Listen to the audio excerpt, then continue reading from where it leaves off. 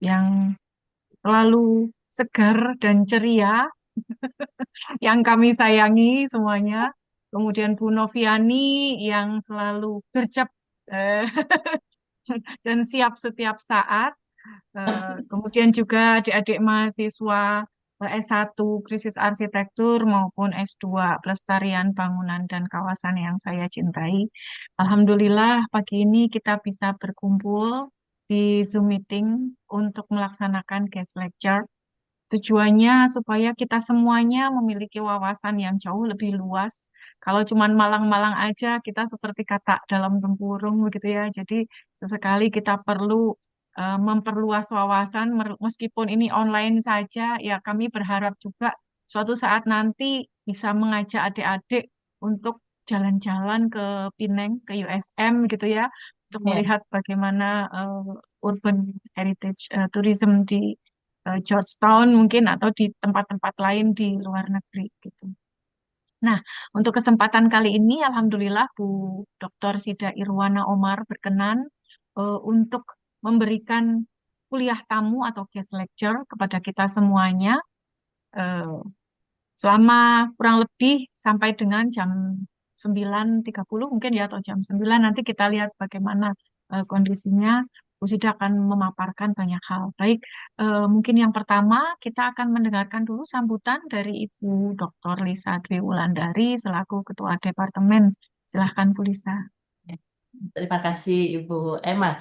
Bismillahirrahmanirrahim. Assalamualaikum warahmatullahi wabarakatuh.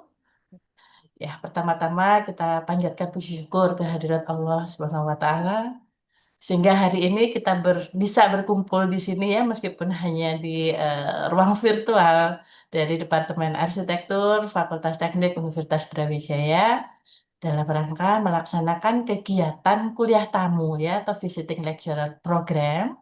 Dalam hal ini kami sangat berterima kasih kepada Ibu Dr. Sida Irwana Omar dari USM Malaysia yang telah berkenan hadir di tengah-tengah kita semua untuk menyelenggarakan visiting lecturer ini.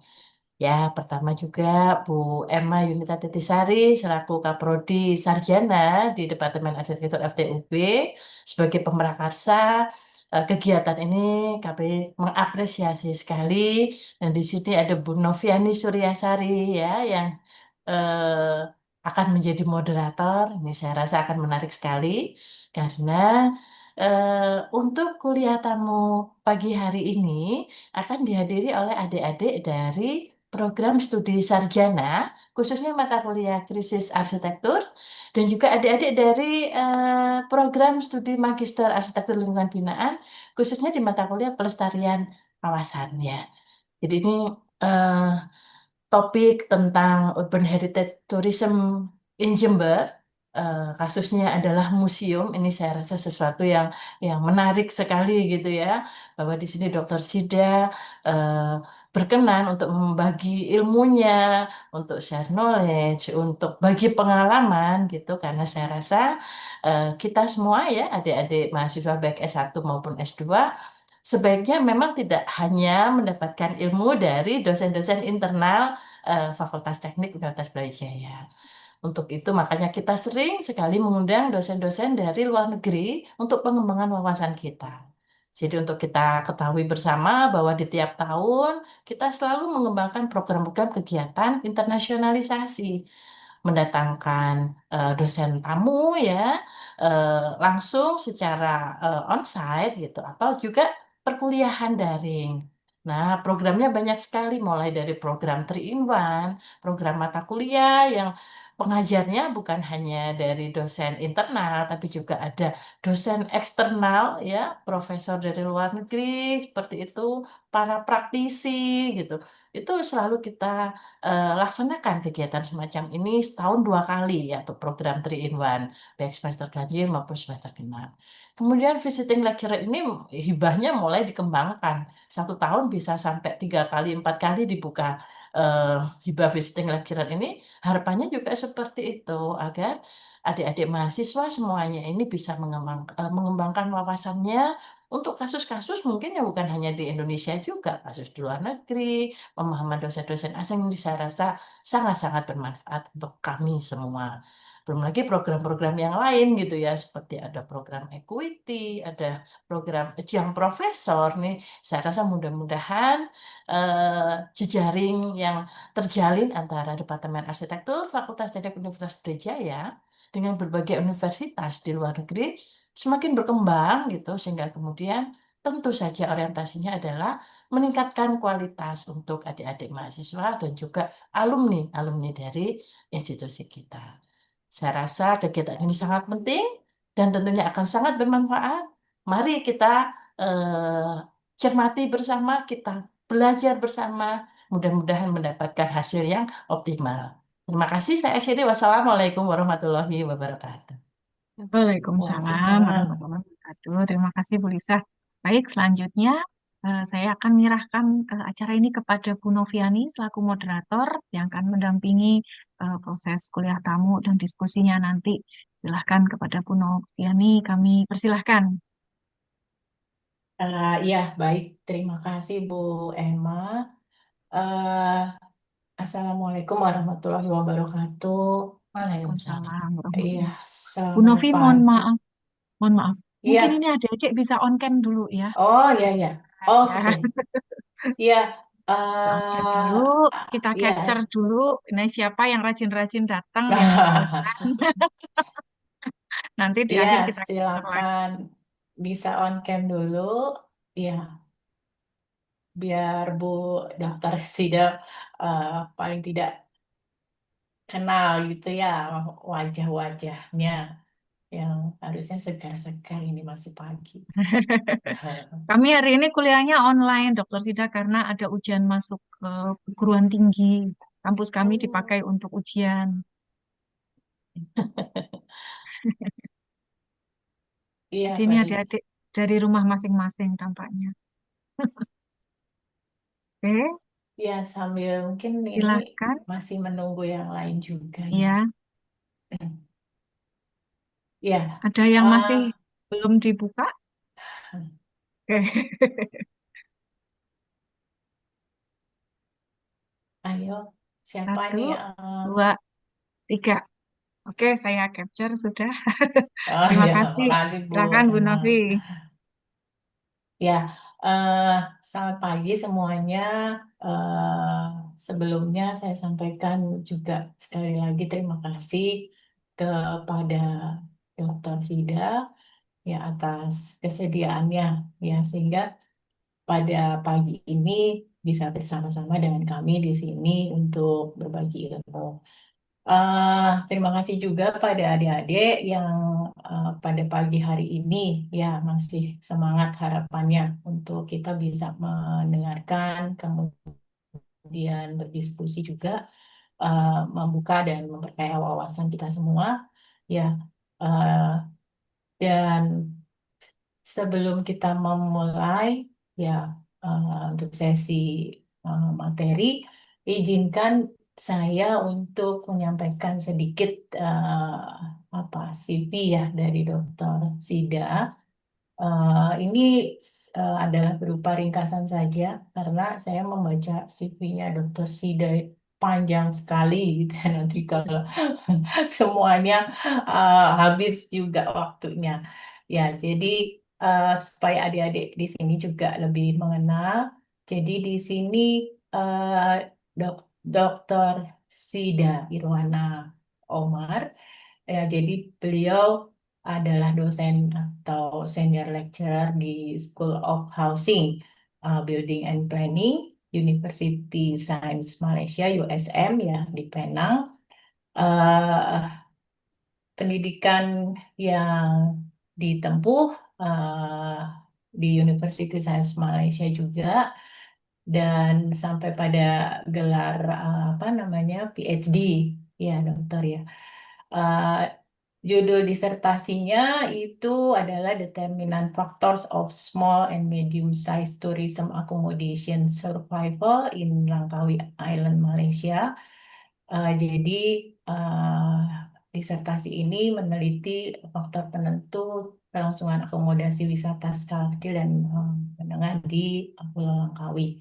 Nah, kemudian untuk keahlian dan minat riset itu eh, mencakup dan terkait dengan pengembangan produk pariwisata serta juga perencanaan kota dan wilayah. Kemudian Dr. Sida juga aktif mengajar di berbagai mata kuliah ya di perencanaan kota maupun pariwisata untuk jenjang sarjana hingga pasca sarjana.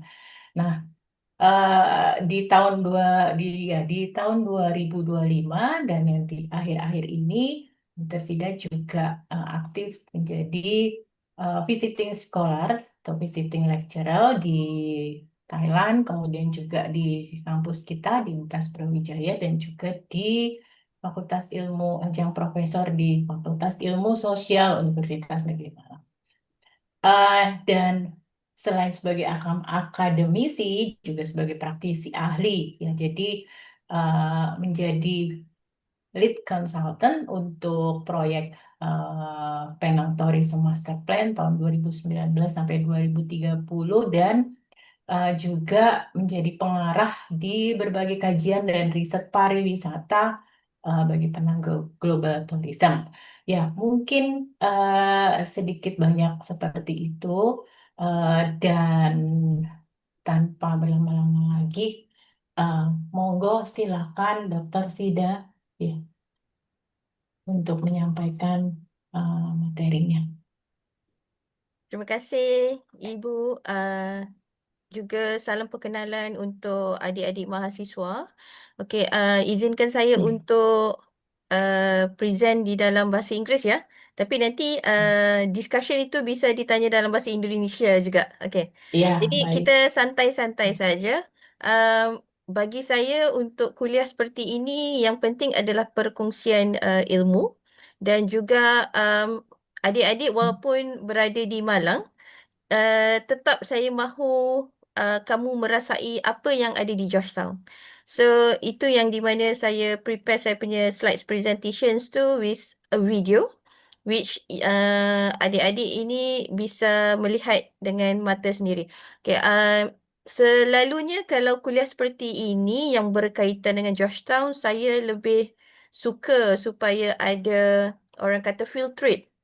So, kuliah dahulu dan kemudian field trip kerana bila kita berjalan di Georgetown itu, kita akan menemui lebih daripada apa yang boleh dibincangkan di dalam kuliah. So, yang ini saya pasti Ibu Lisa, Ibu Emma bersetuju dengan saya kerana mereka telah pergi ke Penang kan? Ke Georgetown dan telah melihat sendiri. And even jika mahu dibahaskan tentang design satu-satu building, contohnya masjid. Okay, dia akan merangkumi tentang history, tentang penggunaan, tentang color, tentang aktiviti dan sebagainya. Okay, tapi tidak apa-apa, cuma kepada mahasiswa yang nanti kapan-kapan di masa hadapan ke Penang, bisa kontak saya, okay, bisa datang ke USM dan bisa saya bawa putar-putar keliling di Georgetown itu sendiri. Okay, jadi sekarang saya sebelum saya bermula, saya mahu tanya di kalangan mahasiswa ini, kira-kira dalam 16 orang, siapa antara kamu yang pernah datang ke Georgetown Penang? Bisa react with tangan tak? Kan ada ikon react di bawah itu kan? Ada siapa yang pernah datang ke Georgetown Penang? Sila angkat tangan, sila ataupun show thumbs up. Ada enggak? Kiranya semua ini tidak pernah Ibu Lisa. Ibu Lisa harus cari sponsor membawa mahasiswa ke Penang. Iya, betul ini kayaknya harus Iya. diajak ke sana ini. Ya, mudah-mudahan ada jalan, Dokter Sida, Iya. sehingga bisa membawa mahasiswa kembali ke Penang. Waktu itu luar biasa, hasil jalan-jalan ke sana itu menghasilkan beberapa publikasi, termasuk buku tentang Georgetown. Ini Ya, rasanya Ibu. perlu diulang lagi. Ya, ya. Iya. Betul-betul. Kerana bila kita ada ground walk, okay, kita berjalan-jalan, itu bukan sekadar menjadi wisatawan kan, dia lebih kepada ya Wih, observation, mengambil observation. gambar, Oh, boleh conduct interview dan I think it is possible. Jadi bisa diusul ya Ibu ya. Dan iya, untuk future collaborations, perkara seperti ini mungkin dibilang seperti inbound program ataupun outbound program Ibu, dan hasilnya itu lebih kepada publikasi buku dan sebagainya ataupun comparisons of the cities. Okay. iya,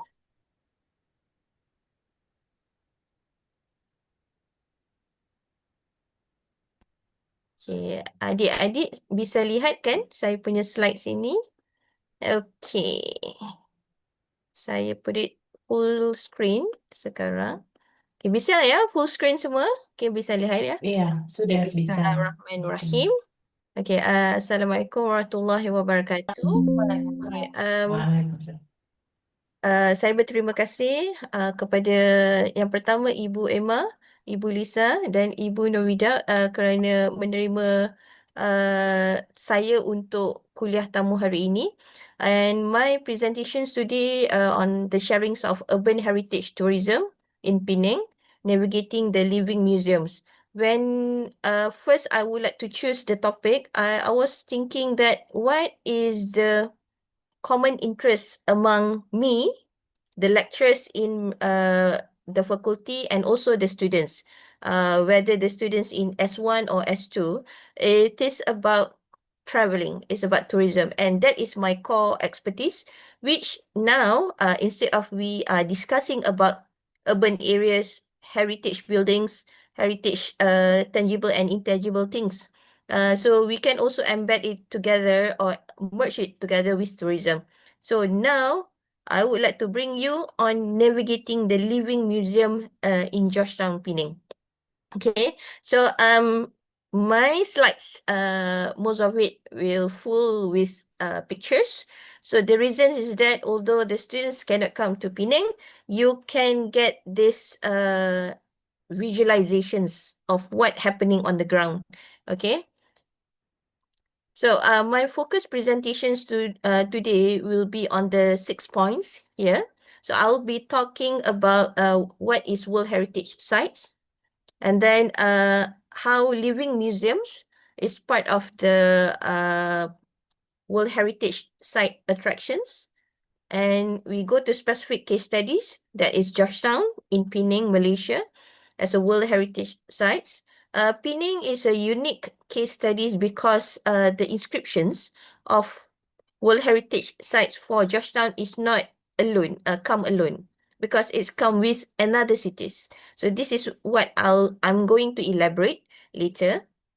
And then I would like to provide you with the scenarios and challenges facing by Georgetown when becoming as a World Heritage Sites. As a researchers, as a lecturers, I dare, and I don't feel ashamed to share not so good news about Georgetown. Okay, instead of most presenters perhaps, okay, they like to share only the good things. But for me, learning not so good things is also balancing and also provides thorough understandings on the study area that is Georgetown. And then I will be talking about challenges facing by Georgetown during the COVID pandemics, although it was over for many years.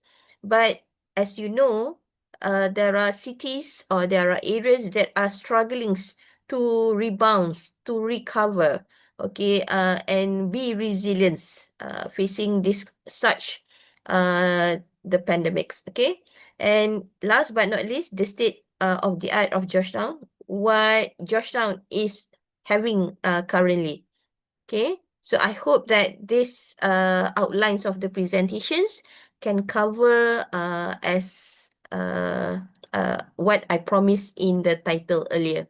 Okay, so first of all, I believe that everyone knows the terms World Heritage Sites. Okay, World Heritage Sites has been it's not controlled, but it's being managed by UNESCO. So UNESCO is international or globally institutions that overseeing potential sites to be inscribed as a World Heritage Sites. As for your informations, until this month, April 2026, there are about 1,248 World Heritage Sites located across 170 countries, which these all heritage sites are divided into three main categories. So number one is the cultural sites. Okay. The second category, the sites is being defined as natural sites, and the third one is the mixed sites. Okay. I don't want the students to sleep, okay? So I have a pop quiz. So those who can answer my questions, I'll jot down their names and I'll deliver a gift, a small gift for you guys when my colleagues, Dr. Razi, and the students coming to Brawijaya, I think the first week of May. So, bisa ya Ibu ya, nanti saya pass gift-nya kepada Ibu untuk Ah, mahasiswa yang bisa menjawab. boleh banget. Uh, Mei, insya Allah datangnya kan tanggal iya, berapa ya? Tanggal uh, 5 ya kalau nggak salah ya. iya, tanggal 5. Ya, Okay. So, adik-adik silakan. uh, ya, tapi dosen tidak boleh menjawab ya. Ikutan. Hanya untuk mahasiswa saja. Okay. Okay. The first questions. As of April 2026, how many UNESCO World Heritage Sites has been inscribed in Indonesia? Can I have anyone answering this in 10 seconds? 10. You just can unmute your microphone and answer that. 10, 9, 8, 7, 6, 5, 4, 3, 2, 1. No one? No takers? Nggak ada yang Tidak ada? Okay. So, the answer is 11. Jadi, Ibu, hadiahnya terlepas satu ya. Diberi kepada dosen kan? Mahasiswa tidak bisa menjawab, hadiah akan diberi kepada dosen. Okay. I have another 2 questions. Okay. Don't worry. Okay. The remaining 2 questions next is, ready ya, the students? How many of these 11 sites are categorized under cultural sites and natural sites?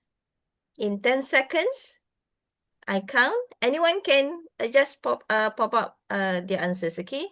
10, 9, 8, 7, 6, 5, 4, 3. Excuse me, miss, I want to answer. Yes. So for the cultural sites is around 6 and the natural sites is 5. Is it Okay. correct? Okay. Let we see the answers later. But is there anyone? Because just now I count there are 2 seconds besides you. Is there any others who would like to answer that? No one? Okay.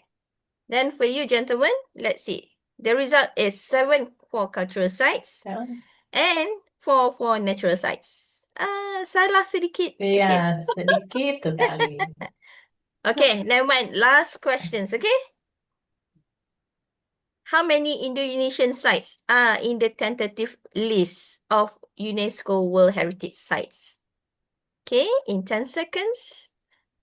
Okay, 10, 9, 8, 7, 6, 5, 4, 3, 2, 1.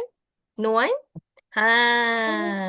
The answer is 21. So, Ibu, mereka ini kurang rasa kecintaan terhadap Indonesia kah? Indonesia. Ya. Okay. Kurang cakna, okay? Not really aware about UNESCO World Heritage Sites. Never mind, it's not the punishments. Okay, I'll be giving you pop quiz, another pop quiz when I'm coming to you in September, inshallah. Okay, so now, moving from Indonesia to Malaysia. So in Malaysia, we only have 6 heritage sites. So 4 belongs to cultural heritage and 2 belongs to natural heritage. So I believe that Indonesia is more blessed than Malaysia because you guys has more heritage sites than us. And one of the cultural heritage sites inscribed for Malaysia, it is Malacca and Georgetown. So Malacca and Georgetown receiving a World Heritage Site status in 2008. It's coming together, meaning that Georgetown cannot claim that this status belongs to Georgetown alone. The status must be owned together with Malacca.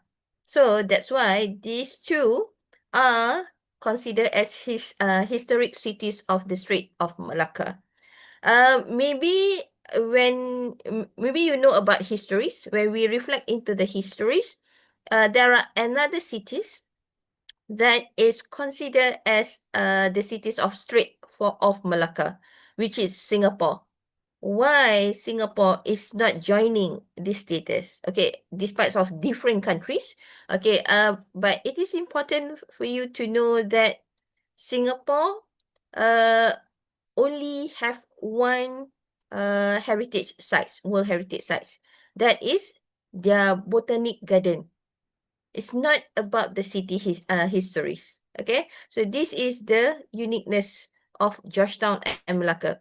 And if you have the chances to travel and your studies is on the comparative cities of World Heritage Sites, you should go to Malacca and come to Penang, visiting Georgetown, and you could see between these two, although it's being inscribed together, the ambience and also the environments of the two cities are actually very significant difference in terms of the buildings and so forth. Okay, so however today my scope is just to share about Georgetown.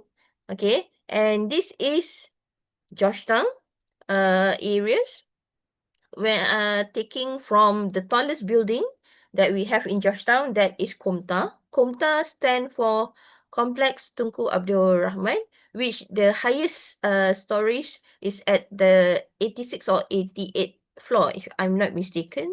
And now it has been turned into iconic buildings with amusement park, indoor amusement park inside the building. So this photo was taken at the 88 stories, and it can be overseeing the whole Georgetown. Okay, the other spots to see the whole Georgetown is from the Penang Hill. So Penang Hill is the old stations, okay, train stations that has people living on top of the hills, and to commute between the ground to the top of the hills, you only have three options. Number one, you get your four-wheel drive cars, okay, but to climb up to the top, but it is only one roads connecting to it, and it's very narrow. And number two, you hike from the bottom to the top of Penang Hill. And the third one is where you taking the funicular train. Okay. Thank you, Ibu Emma, for sharing 7 cultural heritage sites in Indonesia. So it's very insightful for the students. Okay, thank you. Now I'm moving to my next slides. Okay. Some informations, a glimpse informations or overview of Georgetown. Where is Georgetown located? Actually, Georgetown is a capital city for Penang states. Okay, when we talk about Penang here, Penang comprise about the islands, which we call it Penang Island, and also the mainland, which we call it Seberang Perai. So, however, local people when mentioned about Penang, Penang is referring to the islands. We don't call Penang for the mainland. If mainland, we call it Seberang Perai. Okay, the Penang states is not big. It's about like 1,048 kilometer squares, and the total populations on the mainland as well as on the island is 1.78 millions. and the density is about like 1,684 people per square meters, kilometer square. However, if we want to compare mainland and the islands, the density of populations is more condensed. Okay, it's more higher in the islands. Maybe to some peoples who first time been to Penang Island, they will say like, oh, okay, Penang Island somehow is like Hong Kong, somehow, but Hong Kong is more critical. Okay, and also some related to Singapore, somehow like Singapore. Yes, land is a crucial matters in Penang Islands. That's why it is not many landed properties in Penang Islands, and if there are any, the landed property is very, very expensive. I think one landed properties as like a terrace, single story or double story property, it's cost about almost 1 million ringgit Malaysia. Okay, in Penang. Okay, but the price of houses in other states of Peninsular Malaysia will be different. Okay, why is it so expensive in Penang? Because of the land matters. We have very limited lands. That's why most of the residentials in Penang Islands are high rise, in the apartments, in the condominiums, and current trends of providing housing schemes in Penang is mixed use development, where for a few stories at the bottoms of the building is for commercials, shops, okay, and the top is the apartment, okay.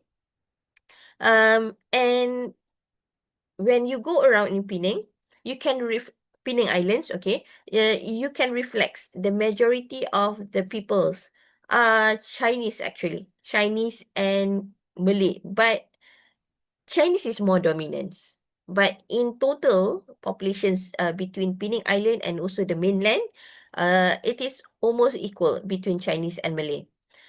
Most of Malay populations, they will prefer to live in the mainland, the Seberang Perai. Okay, while Chinese is more dominated in the Penang Islands. Okay, there is where, as a as a Malay, as a Muslim, it's kind of survival if you able to buy a house and also stay in Penang Islands, because around you it's all other ethnic group that is Chinese. Excuse me. On top of that, we among us in Penang Island, we talk bahasa Melayu, but most of the time we speak English, because there are also Malays and Indians who can speak Chinese, and this is the uniqueness among people in Penang, which talking in other language is common to us, because it is like a bridge in terms of communications to mingle around with other ethnics. Mungkin di Indonesia itu banyak juga bahasa, right? Bahasa Jawa, bahasa Indonesia, dan mungkin lebih kepada bahasa Jawa kalau di Malang itu sendiri. Tapi berbanding di Jakarta lebih kepada bahasa Indonesia, betul. Tetapi di Penang itu kebanyakannya bercakap di dalam bahasa Inggeris. Walaupun bahasa Melayu itu banyak digunakan, tetapi ini adalah kepada preferable. Preferable-nya adalah di dalam bahasa Inggeris. Okay, so in terms of tourism histories, Penang is already being known as a beautiful islands before, and yet now it's no longer promoted as islands. The 3S, okay, sun, sea, and sand, because the what is it? The beaches are no longer beautiful. There are more beautiful beaches being promoted in other parts of Malaysia. Therefore, the tourism in Penang is focusing on heritage and also culture. Okay, moving to the next slides. This is where I want to be fair to the students, since no one has been to Penang, and I would like to share through the lens of two YouTubers. Okay, This is the videos that I downloaded from the YouTubes, and they provide a good views and how to represent Georgetown as particularly in 5 minutes. So allow me to play the videos. Okay. Hey guys, welcome back to the channel. In our recent trip to Penang, we found that Georgetown, being the capital city of the island, has quite a lot to offer. From its colonial era charm to the delicious mouth-watering street foods and everything in between. We're going to list down 8 things you can do when you're in Georgetown.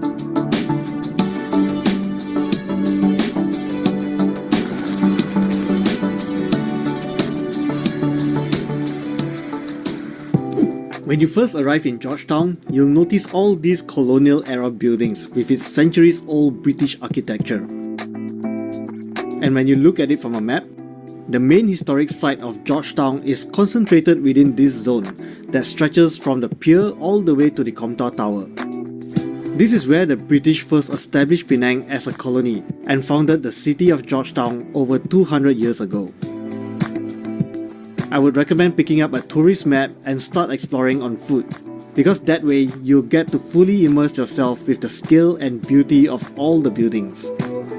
So this is the famous clock tower. We are on our heritage trail right now. We're going to start with this spot here first. Right next to it is the Fort Cornwallis, and we're going to work our way through the heritage trail. In my opinion, the most interesting area to start would be at Fort Cornwallis, as this is the oldest British building in Penang. And surrounding it is where you can find all the old administrative buildings like this City Hall and this courthouse. There's also a free shuttle bus service called CAT that loops around the main streets of Georgetown and stops within walking distances from major tourist attractions. If you're too lazy to walk around, especially in Malaysia's hot weather, you could actually just take this shuttle and sightsee comfortably from the bus, which is totally what we did. Another attraction worth exploring is the Penang Clan Jetties. The jetties were built as floating villages in the late 19th century and are made up of 7 different clans that can be identified by their different family surnames. You can actually explore all 7 jetties, but the biggest and the most tourist friendly is the Chew Jetty. You can find souvenir stores, boat tours, and even cafes to chill at. If you're interested to know more about the clan jetties, we have another video on that, and we'll share the link in the description below.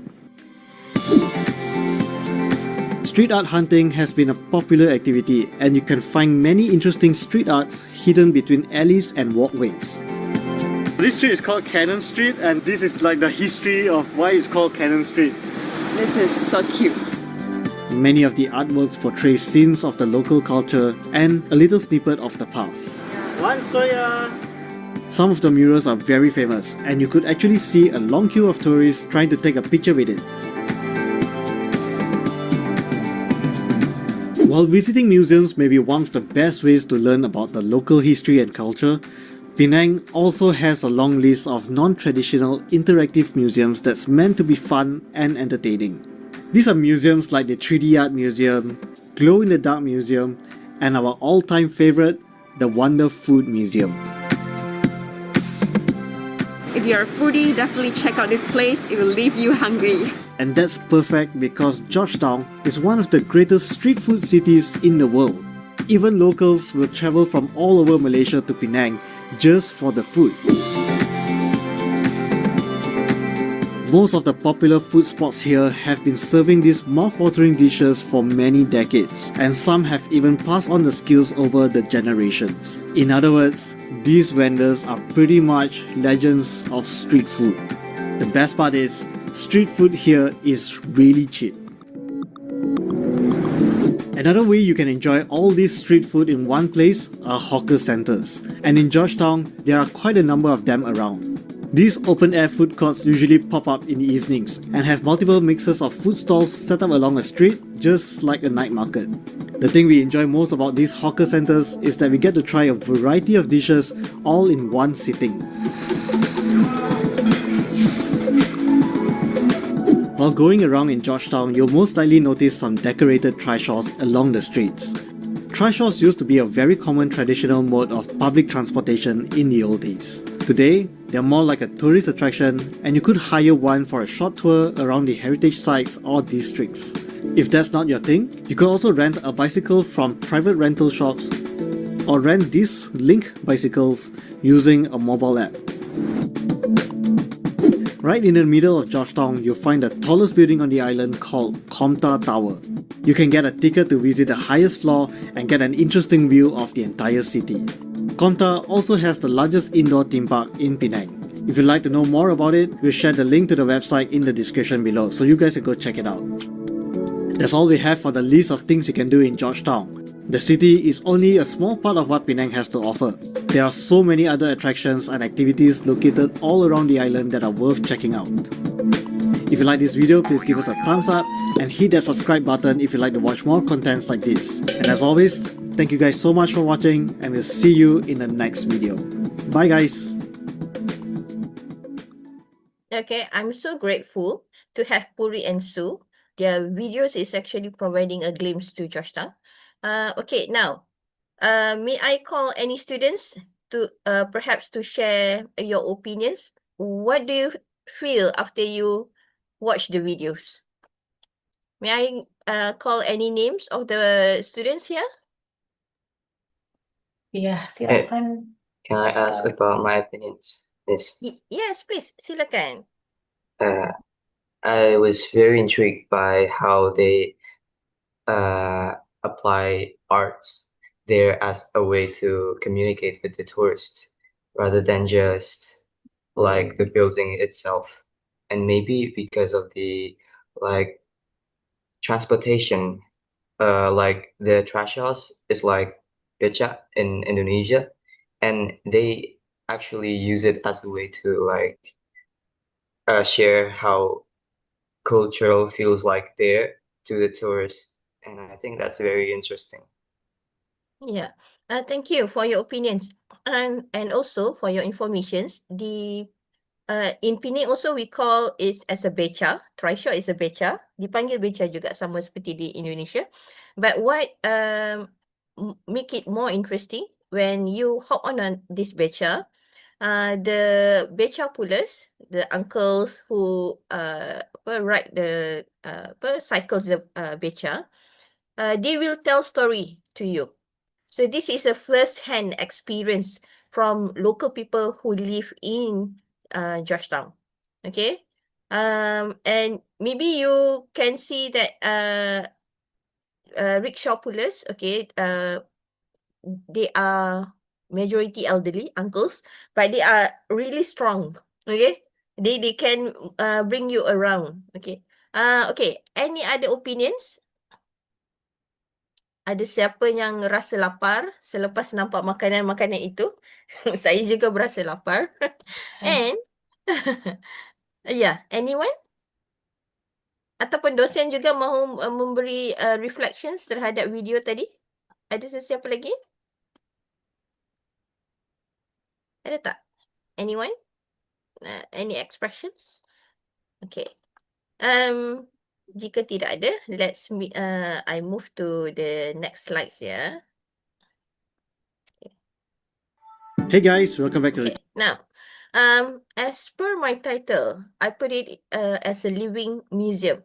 However, if we are looking into the direct definitions of living museum, it is an actually immersive educational institutions, meaning that it's represent buildings and areas, okay, which in that particular areas or buildings can bring history to life through interactive and environments rather than static display. Okay, this is what different from normal museum. Normal museum is where the governments usually display the artifacts from the past. Okay, very static. No storytelling. You need a tour guide perhaps to go into normal museum, okay, to understand, or you can read by yourself. Currently we have AI, so that some museums which I visited recently, like in the Singapore, Fort Siloso, Okay, when I go into the tunnels, there are boards like explaining about the history, but there are also sensors in front of the boards which can sense my presence, and there are sounds, musics coming to represent what happenings on the particular board stories. Okay. However, coming back to Living Museum, the key characteristic of Living Museum is where you go to that particular place and you can feel how the people live in the past, and you can have these immersive environments, and you can also see there are peoples who at that particular place put it on the original costumes, and they allow you to experience some activities, and they are actually explaining to you what are their living routines. Okay, one of the examples of normal living museum is Sarawak Cultural Village, where there are staff working over there, coming in the morning, punch card, and then they change their clothes into traditional clothes, and everyone has been assigned into designated areas or house in different ethnics. So they when the customers comes or the visitors comes, they will tell you, okay, these greetings from the ethnics of Iban, for instance. Okay, this is the costume that the local people wear. Okay, where they sleeps, how many rooms in their house, where is their kitchens, what do they do during the day, how they cook, what are the dishes that they usually cooks, and then how they play games and so forth. It's more on displaying. However, in the context of today presentations, I would like to show you the living heritage concept where you should go to the ground. The people who display, the routine or culture is the one that is not acting. That is their real life. And you are experiencing everything from food, from the clothes, from the activities are directly from the people who live there. So the living museums of Georgetown is more on the quality of place and culture, like food, the people, maybe to some foreigners, I think like not Indonesians, I mean like the white foreigners, they will surprise how Indian can sit next to Malays and how Chinese can eat together, without knowing each other in one same table at the hawker stall. And the quality of place also represent by its architecture, the landmarks, the historic buildings, like temples, and also the routines, traditional games, performance that being carried to the younger generations and passed to the later generations. And also there are diversities where, as you can see in the video just now, to let the visitors knows about the history, a very quick histories of a road. For instance, it's being displayed or being shared through the cartoons that being displayed in the sculptures, on the wall of that particular road. So those who moving around, they'll know the road is about what. For instance, there are a road in Georgetown called Love Lane. Why is it being called Love Lane? Is it because of people who stay there, those among romantics are in love or what? So there's a history behind it.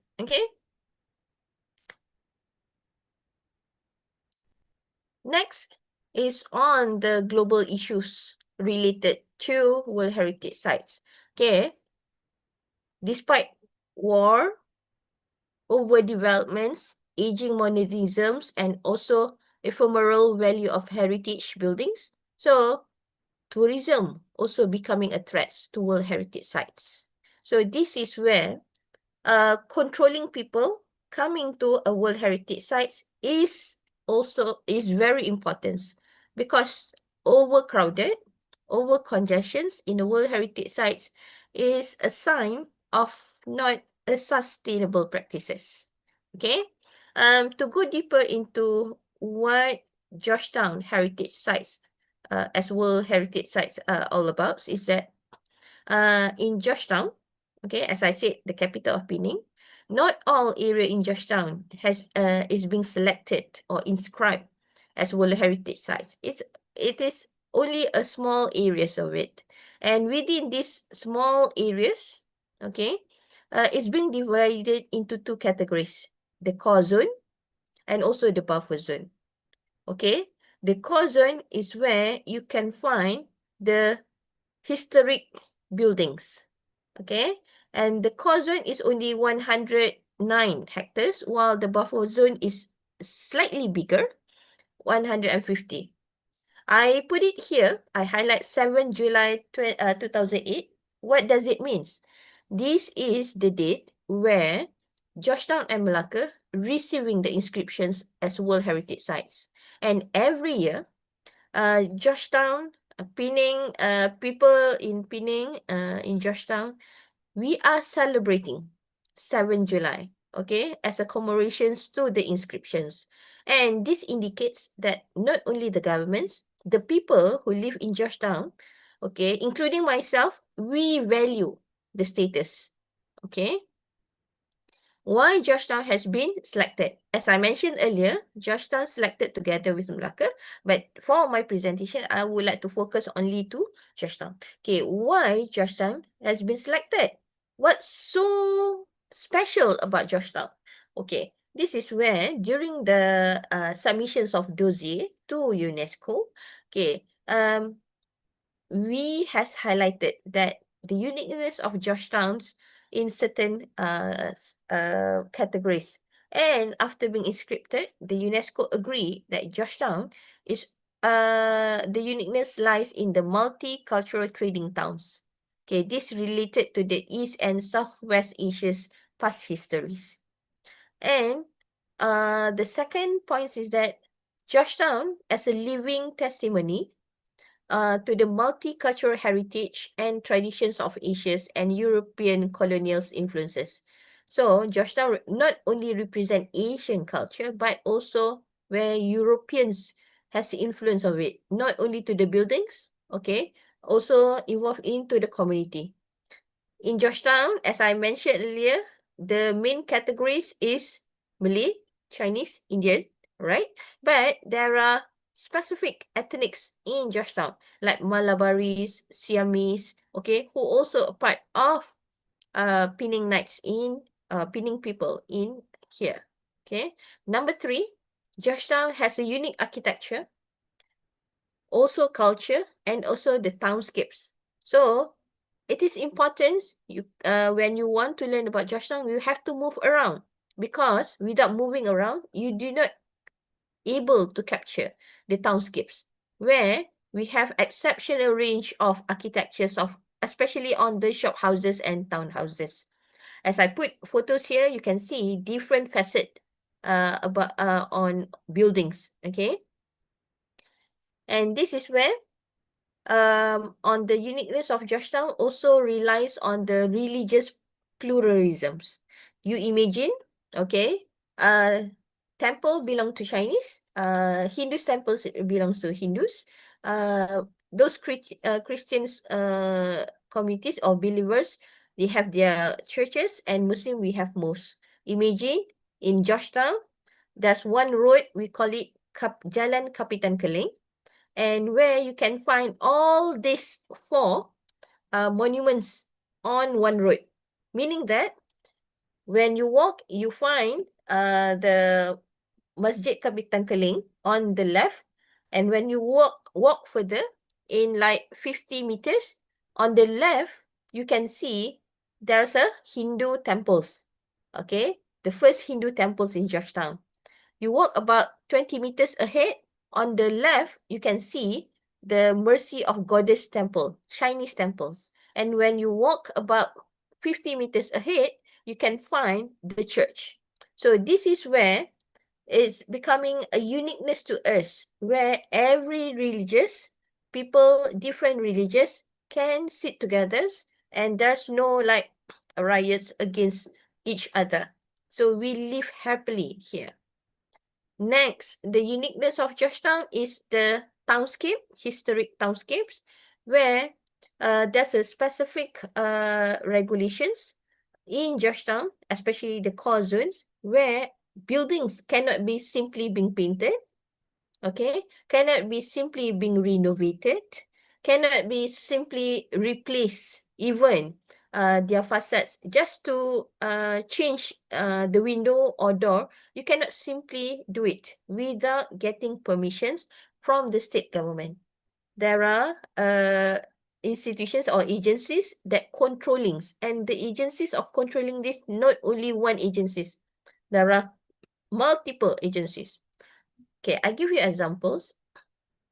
Is the building's window broken, especially on the facets of the buildings? You want to change it. You cannot simply change to different type of window. You have to change it as per originals of the buildings. If you have to find the materials, you have to find like equivalence to the original designs of the window as that particular, okay, what we have in Georgetown. That's why we would like to retain or to remain the historic townscapes in Georgetown. Okay, if you go to Malacca, maybe in some part of Malacca, regulations allow buildings to be painted in colorful colors. But in Penang, if you move around in core zones, you can see the colors are more on earth colors. You can see white, black, light gray, dark gray, brown, all right, like yellow, orange. All those are the earth colors, and it's blend well in Penang, in Georgetown, which you can feel that, oh, this is what people having in the past decades, okay? And when we talk about heritage assets, in Georgetown we have two. We categorize it into two: tangible, which is can be touched, can be seen, okay, comes into a form of buildings, okay, landmarks, and we have many tangible heritage. For instance, the Fort Cornwallis. You can see also in the videos just now, and other colonial buildings. You can see the designs of these colonial buildings. Okay, there are more than 4,500 colonial buildings in Georgetown. And one of the examples I put in the slides here is it once before Standard Chartered has employed or used the colonial buildings as a bank. But during pandemics, they shut down the business, and now the building has been used by other businesses. Okay, but the original buildings is like today is same like as what you see in the pictures. Okay, the buildings remain the same. It's just that the use of the buildings change over the time. Okay. Tangible heritage also goes to Kongsi and some churches. I put it here, some statistics in the core zones. We have about 2,344 buildings. And these inventories, okay, the records of the buildings has been kept and being updated from time to time by Georgetown World Heritage Office. Okay. And among the buildings, there are categories of the buildings under the, we call it Georgetown Action Plan. Okay, category number 1 is those monuments and natural heritage buildings that has been gazetted in National Heritage Act 2005. Okay, so all these buildings in category 1 are the buildings is under preservations and under the authentic restorations, meaning that you cannot simply change it. Okay, if you want to restore, you want to do some modifications, you have to abide the regulations and rules. Okay. The second categories is those shop houses and special interest buildings. And this is related to buildings like shop houses, as I showed you just now, that have the history of the past. Okay. The third categories, we call it infill um, buildings, where it is allowed to build a new buildings in a vacant land. But the buildings has a strict regulations before it can be built, because we need to look on the skills, visual compatibility. Visual compatibility means that you cannot simply design and build modern buildings in that particular area. The buildings must be according to the environments or ambience. Harus sama seperti dan boleh blend together dengan bangunan-bangunan di sebelahnya. It can blend with the environments or ambience. And the third category is the replacement, where the vacant or intrusive sites being built of buildings, and this can also represent the modern design, but still have to respect the historical proportions, meaning that you can have these new buildings with modern look, but modern looks is not where you can use everything in the glass. Okay, because glaring also matters or issues, not to overshadow or need to make visual compatibilities between other buildings. Okay, looks the same. Okay, and interestingly, there are a lot of studies about shop houses, heritage shop houses in Georgetown, and this is where the records comes. And every shop houses, if you can see here, just look at the facade, okay? The facades of the buildings, the window, the roof, okay? The door, okay? It's actually tell you a story. It actually tell you it belongs to which styles, okay? From early Penang styles to Southern Chinese eclectic styles, or early Straits eclectic styles, late or to early modernism styles. Okay. Last year I joined a research with Wailalak Universities, where they would like to make a comparisons on the building designs of historic buildings in Nakhon Sintamarat. So they choose Georgetown as a case studies, and they would like to look into a row of shops in their areas, which belongs to early straits of athletic styles. So when we make a comparisons, the efforts of like categorizing shop houses in Nakhon Sintamarat is at an early stage, while Penang has done it over many years, and we have established the inventories. So this is where Georgetown always becoming as a reference among our in the regions, okay, in the neighboring regions, where we set a reference for this type of heritage shop houses according to different styles. Okay. Another uniqueness of Georgetown is a living heritage, as I mentioned. It's not only relies on the food. Actually, it relies on the people who serve the food, who prepare the teh tariks. Okay. Ibu Emma masih ingat ya, teh tarik di Penang mungkin sedikit beda rasanya ya, seperti teh tarik di Ya, tempat lain. Ya. And you can, like when you go to any shops, you just order teh tarik, and you can actually ask their permissions. I want to see how you prepare the teh tarik. Okay. And the teh yang digunakan itu is actually different from what we usually consume every day, because the thickness of the tea and also the use of the condensed milk and the way they mixture is different.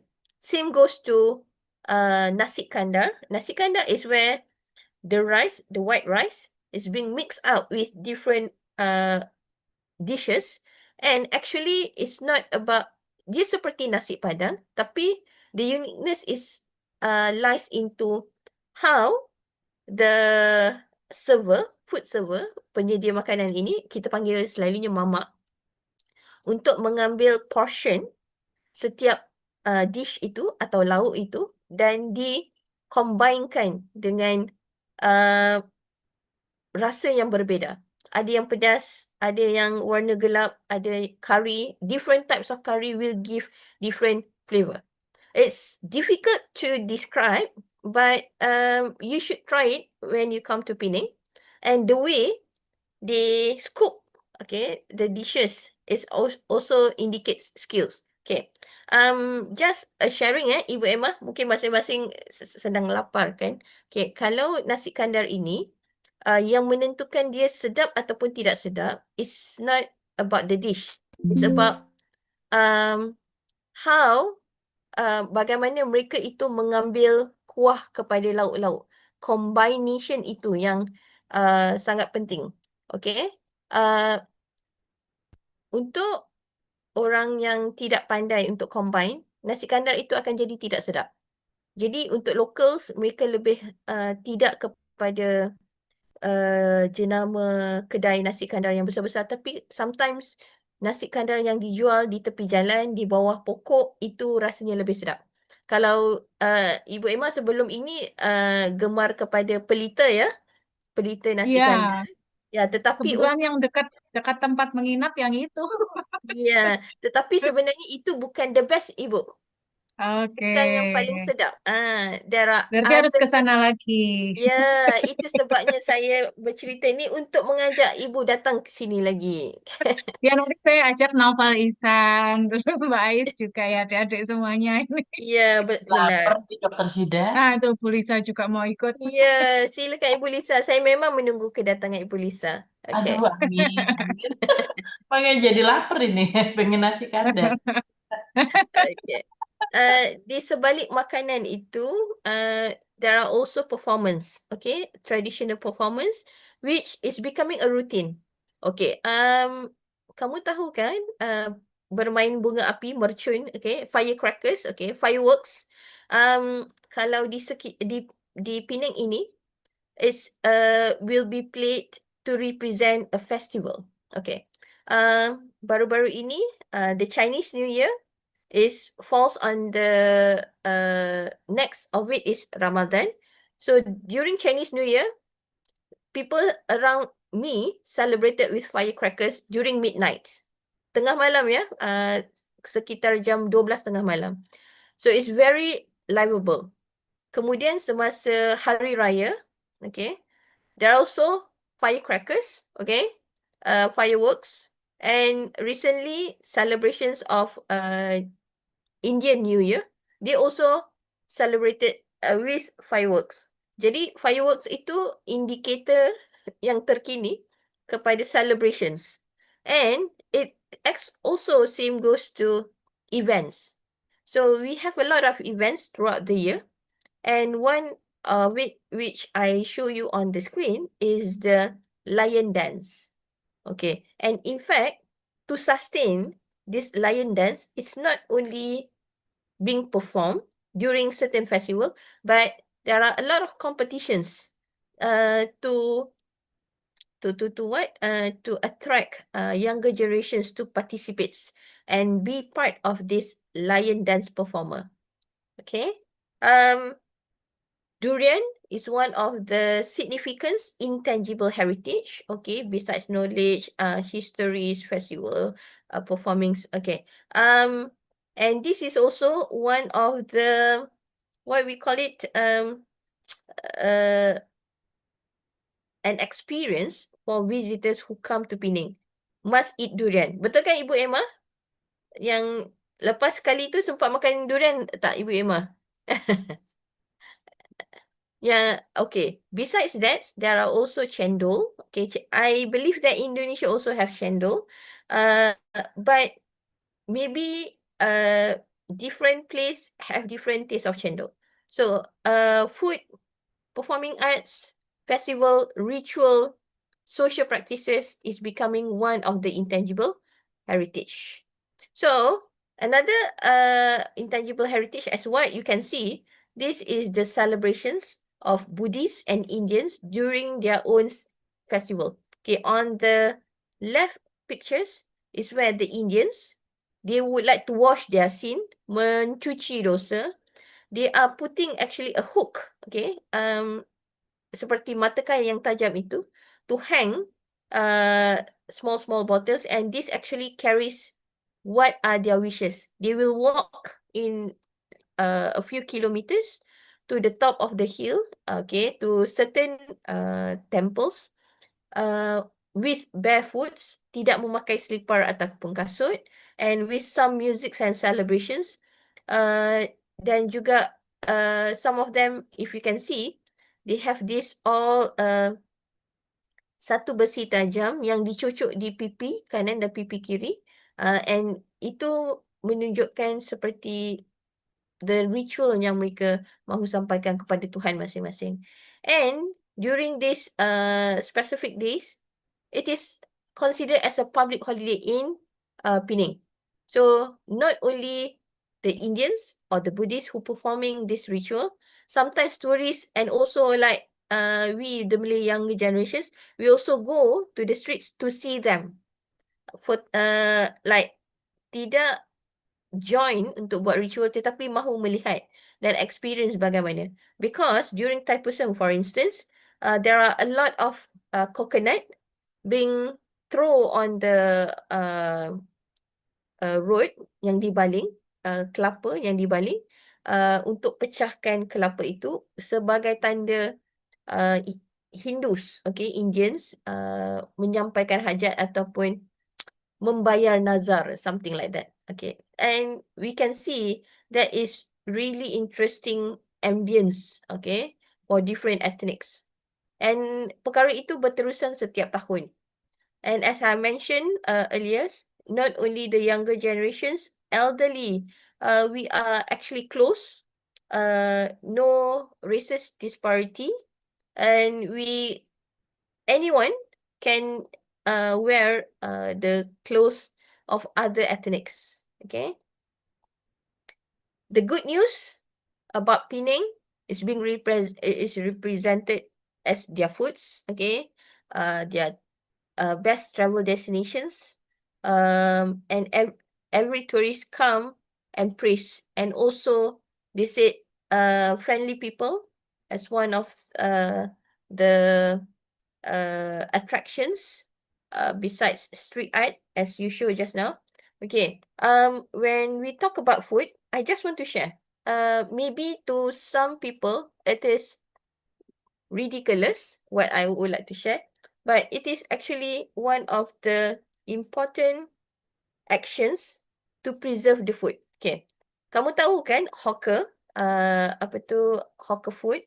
Okay, hawker peoples, as what you saw in the videos before, tourists looking forward for an authentic food.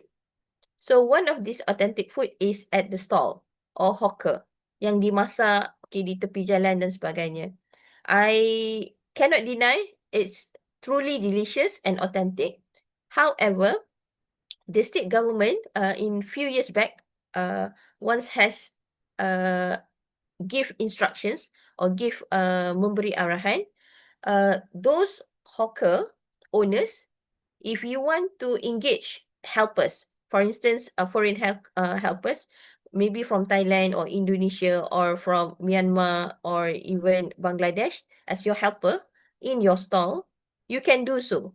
But these workers or helpers cannot cook the dishes. Only local people can cook the dish. So why? Because they do not want the authenticity of the taste for the foods is being like different. Sepertinya local masak itu walaupun nampak sama tetapi akan memberi authentic ataupun rasa yang lebih unik, yang lebih asli berbanding dengan helpers yang immigrants. That's why if you go to hawker stalls, helpers, yes, mungkin non-Malaysian, but yang masak itu, tukang masak itu seharusnya orang Penang sendiri. Okay, that is simple, looks simple. Maybe to some people ridiculous. Oh, tidak adil dan sebagainya. Tetapi that is how we would like to the governments would like to preserve the hawker foods, because food is one of the main products that being looking for visitors when they are coming to Georgetown, besides sightseeing and looking for the historic buildings. Okay, so the numbers of tourists before the inscriptions of World Heritage Sites, it looks growing, but not that much. But however, you can see in the recent years, 2025, Penang received more than 8 million tourists. And this in totals representing the both market, locals and also domestic market and international tourists. Okay. And you can see up and down is due to externals and internal factors. And why Visit Malaysia Year campaign is important is actually reflects to the numbers or to boom the visitors numbers.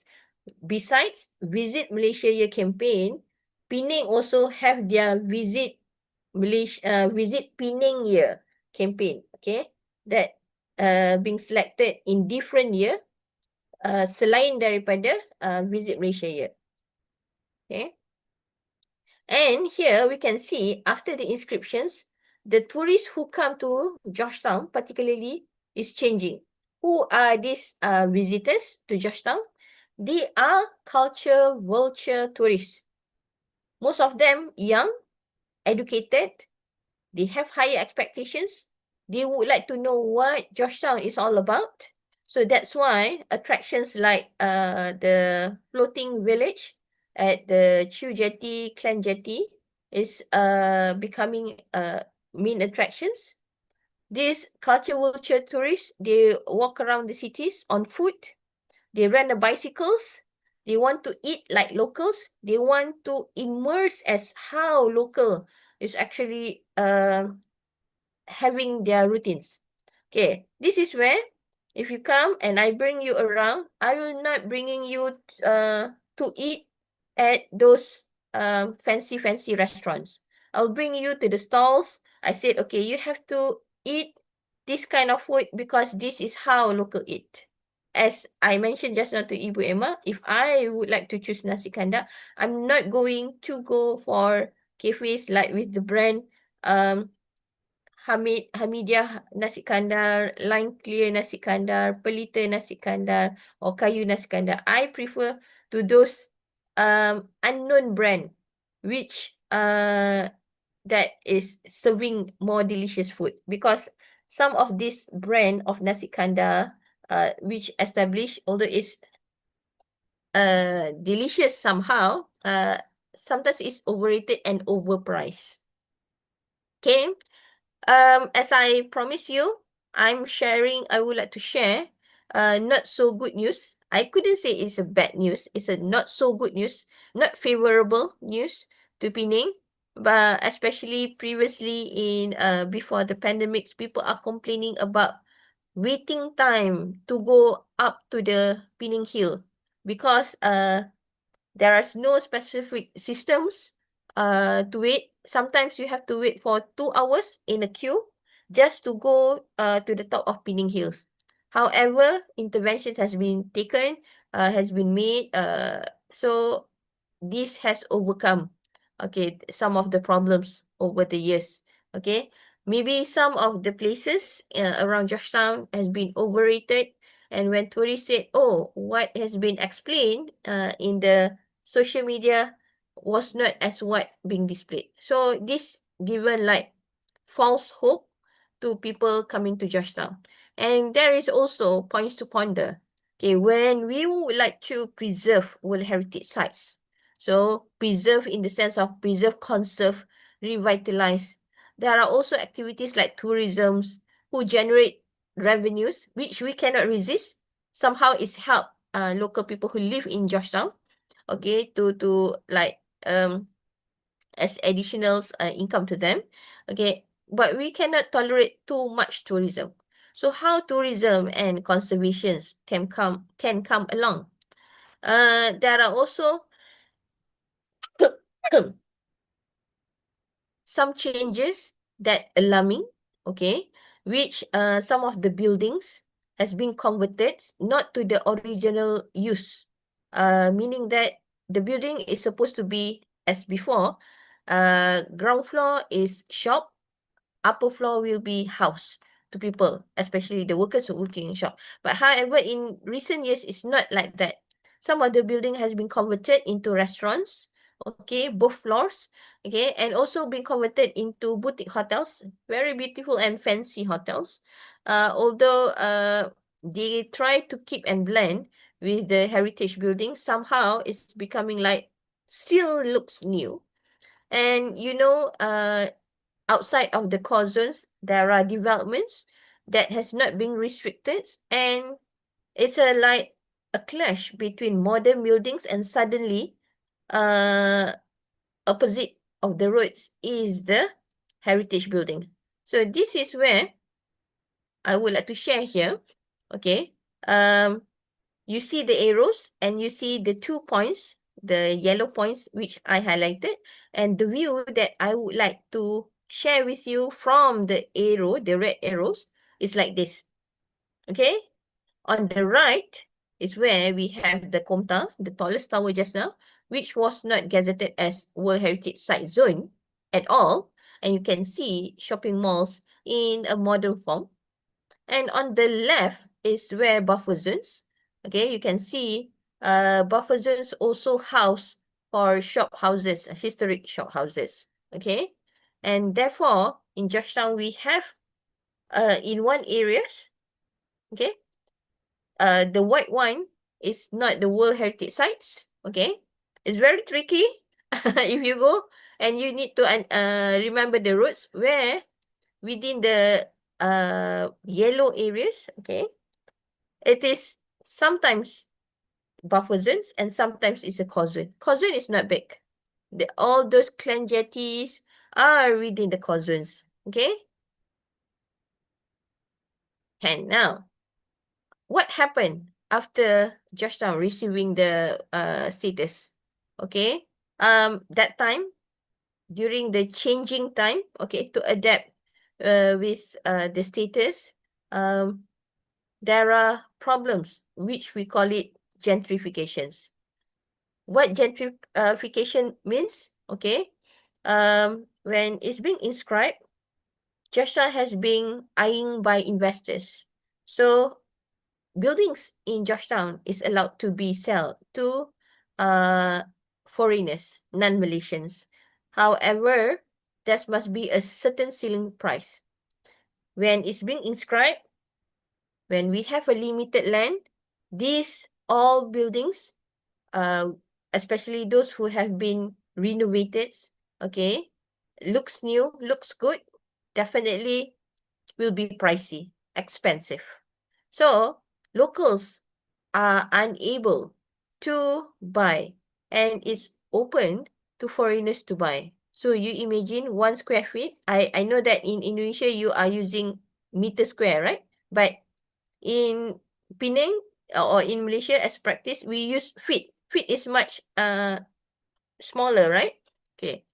Imagine 1 square feet is 500 ringgit. So now in Indonesian currency is 1 ringgit is 4,000 rupiah, right? So you imagine 500 times 4,000 rupiah, how much is that very small piece of land in Georgetown?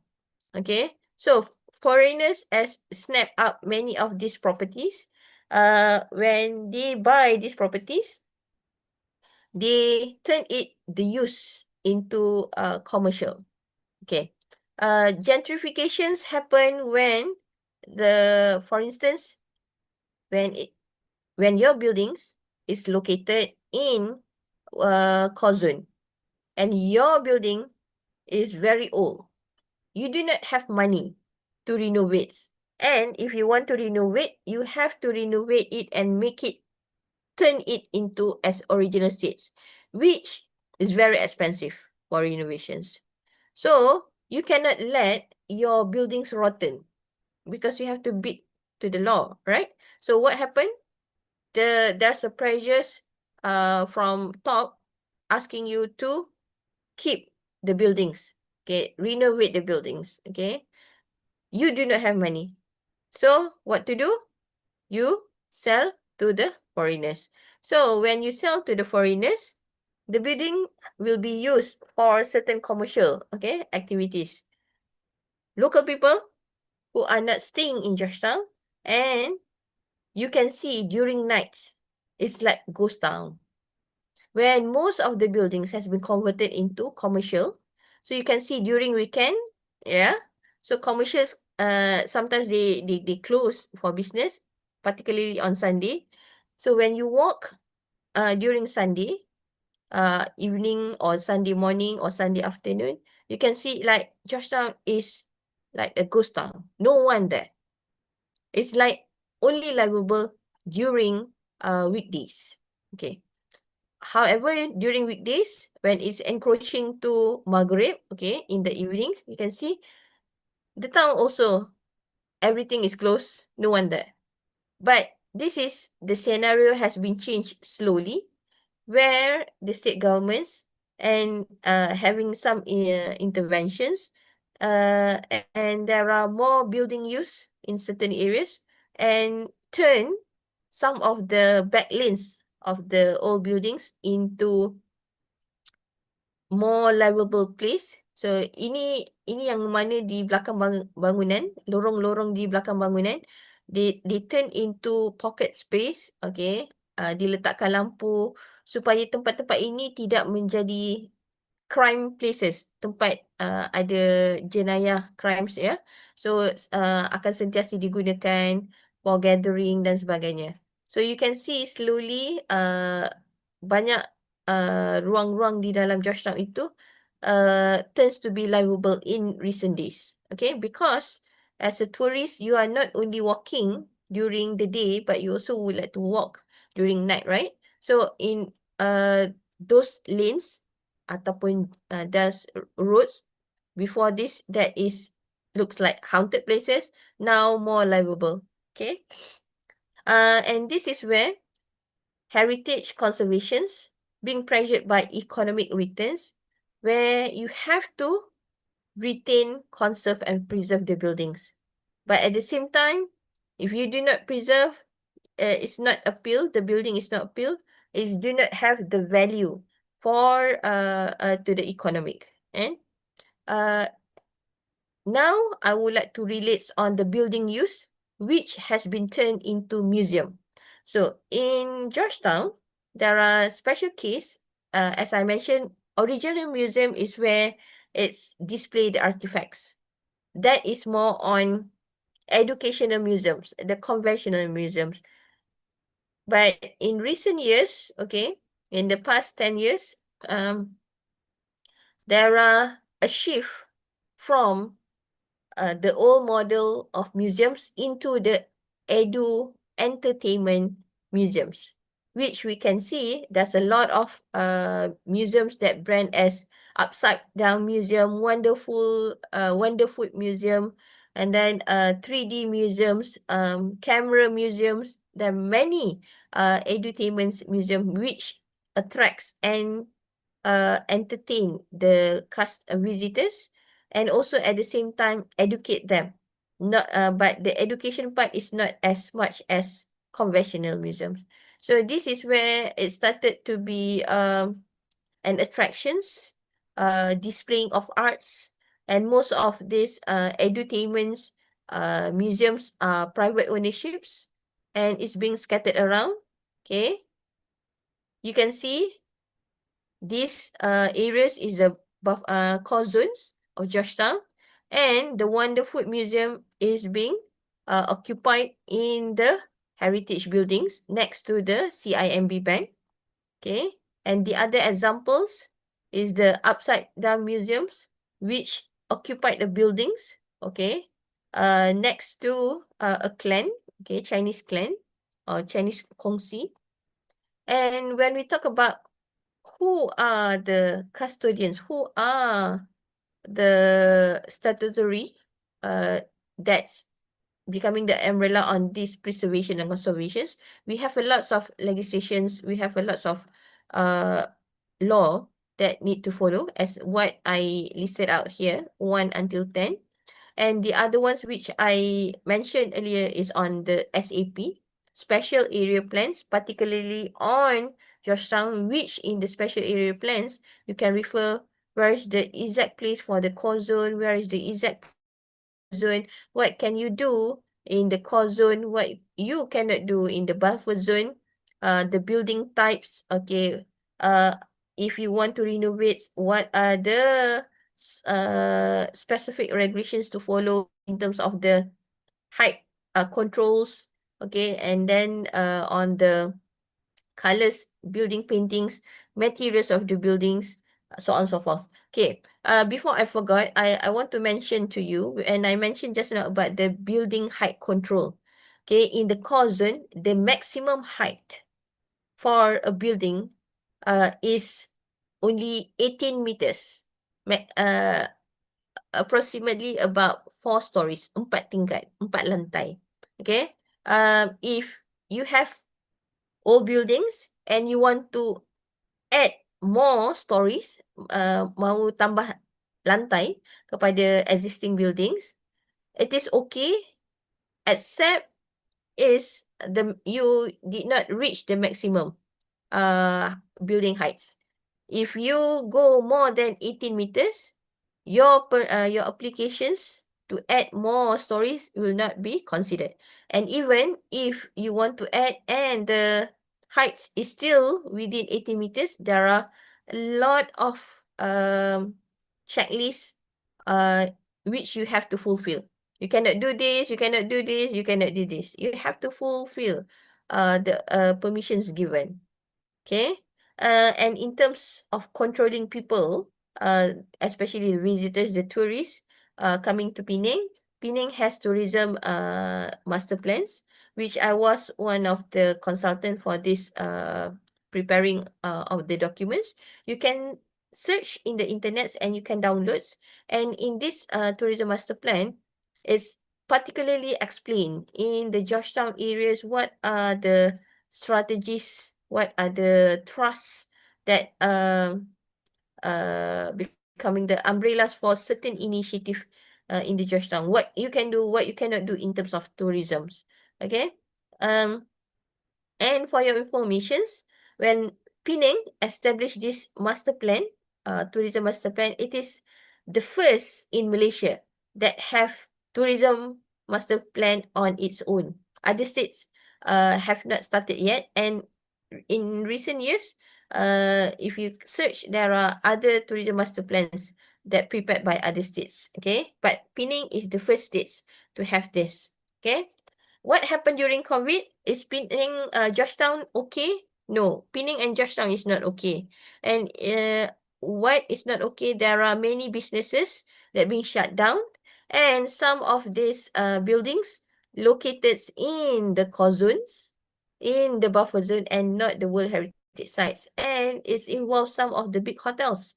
So you can imagine how serious during the pandemics when there's no businesses, and Georgetown and Penang is relying on tourism where during that time people cannot move around, okay, cannot come. However, once Malaysia opened its gates for domestic when the government first start to allow Malaysians to travel domestically, after Langkawi Island, Penang is one of the destinations that has been flocked by the domestic tourists. And when the international gate has been, international borders has been opened, Penang receiving numbers of international tourists, and this makes Penang among the competitive destinations to recover the earliest. Okay. So as a conclusions to my discussions, I try to explain to you which when we talk about Georgetown, there are many things that overlay each other. We cannot say that tourism comes first and conservation. No, conservations, tourisms, and also participations of the local peoples comes together, because to conserve, to keep Georgetown as a World Heritage Sites, it requires local participations, local involvements. And for your informations, Georgetown has been once being threatened by the UNESCO that if the problems happening in Georgetown cannot be overcome, the status will be revoked, will be taken back. So that time that Penang state government learn a lessons, and we are improving our systems, our regulations, our laws over the years to make sure that Georgetown keep the status for longer time, and in fact the into the futures. So that's why it's not conserving, preserving the status is not about one man show by the government, but it's involved many peoples, including the residents the most. Okay.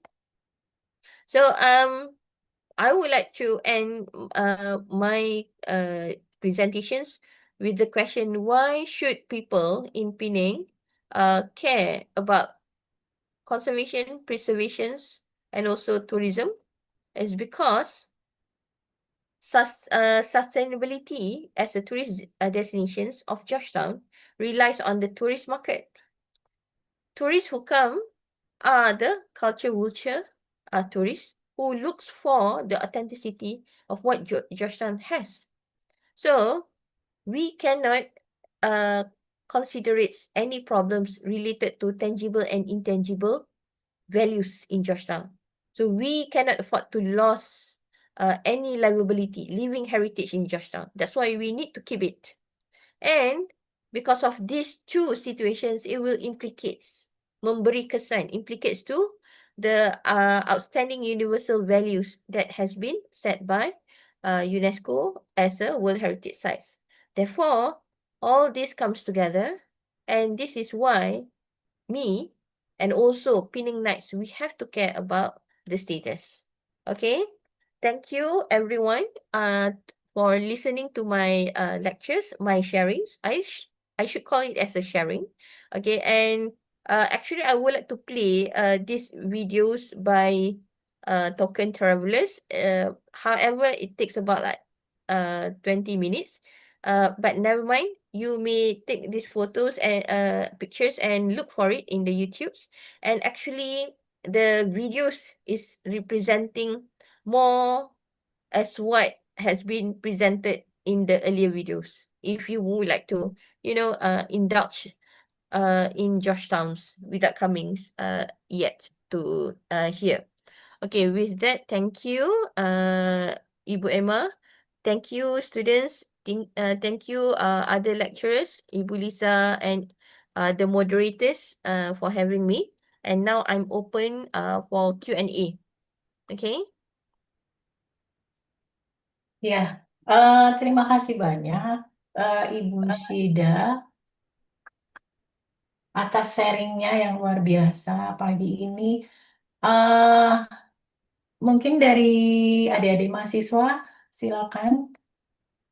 Ini mumpung kesempatan yang baik sekali ya, bisa bertanya tentang hal-hal yang terkait dengan Georgetown tadi, atau mungkin ingin menyampaikan hal-hal yang menjadi satu problem mungkin yang di lokal kita gitu, Dr. Sida. Jadi barangkali Bu Sida bisa memberi insight atau semacam alternatif gitu mungkin ya, solusi untuk problem yang mungkin juga kita hadapi. Monggo silakan Assalamualaikum. adik-adik mahasiswa. Oh ya Pak Yuswan, monggo. I'm one of the student also, Dr. Fiani. So I was. Assalamualaikum, Dr. Sida. Waalaikumsalam. How are you? Pak Yuswan? Alhamdulillah baik-baik, Dokter. Alhamdulillah. Tak sabar menanti September ya. Ya, insyaAllah. Okay, insyaAllah. So, as thank you for your great presentation today, Dr. Sida. you share with us one of the lack of the tourism's effects, yeah, in Penang. Betul. And I hope our student also in here can visit, yeah, Penang nanti. And I want to ask a question about the event. So as we know, now it's the commodification and also the capitalism push our to our cities, especially tourist cities around the world. Like you can say like Bali or Japan now. It's very over tourism at there. So what is the local government do? I mean that what the policy so the Penang local government at there implement to curb these issues. Even though on the other hand, tourists are no longer focused on the expensive tourism, as you know, yeah. So maybe as you going to Malang, maybe prefer to eat in the traditional market or the hawkers in the side of the road. So like that, what kind of the policy that now being maybe want to being implemented by the local government at there? So like that, that Kusida. Okay. I see a few points here, Pak Yuswan, in your questions. Okay. To be frank, tourism is one of the important segments in the economics of Georgetown. Okay.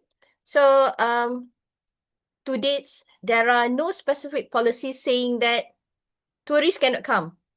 Okay. So if there are over tourism or over congestions, overcrowding happening in Georgetown, there are intervention taken by the state governments. So okay, allow me to elaborate it one by one. Okay. As I mentioned just now, when we had the pandemics, so it seems like tourism collapsed. So when tourism collapse, it is not also affecting the state governments, because no tourists, no tax, no money coming in.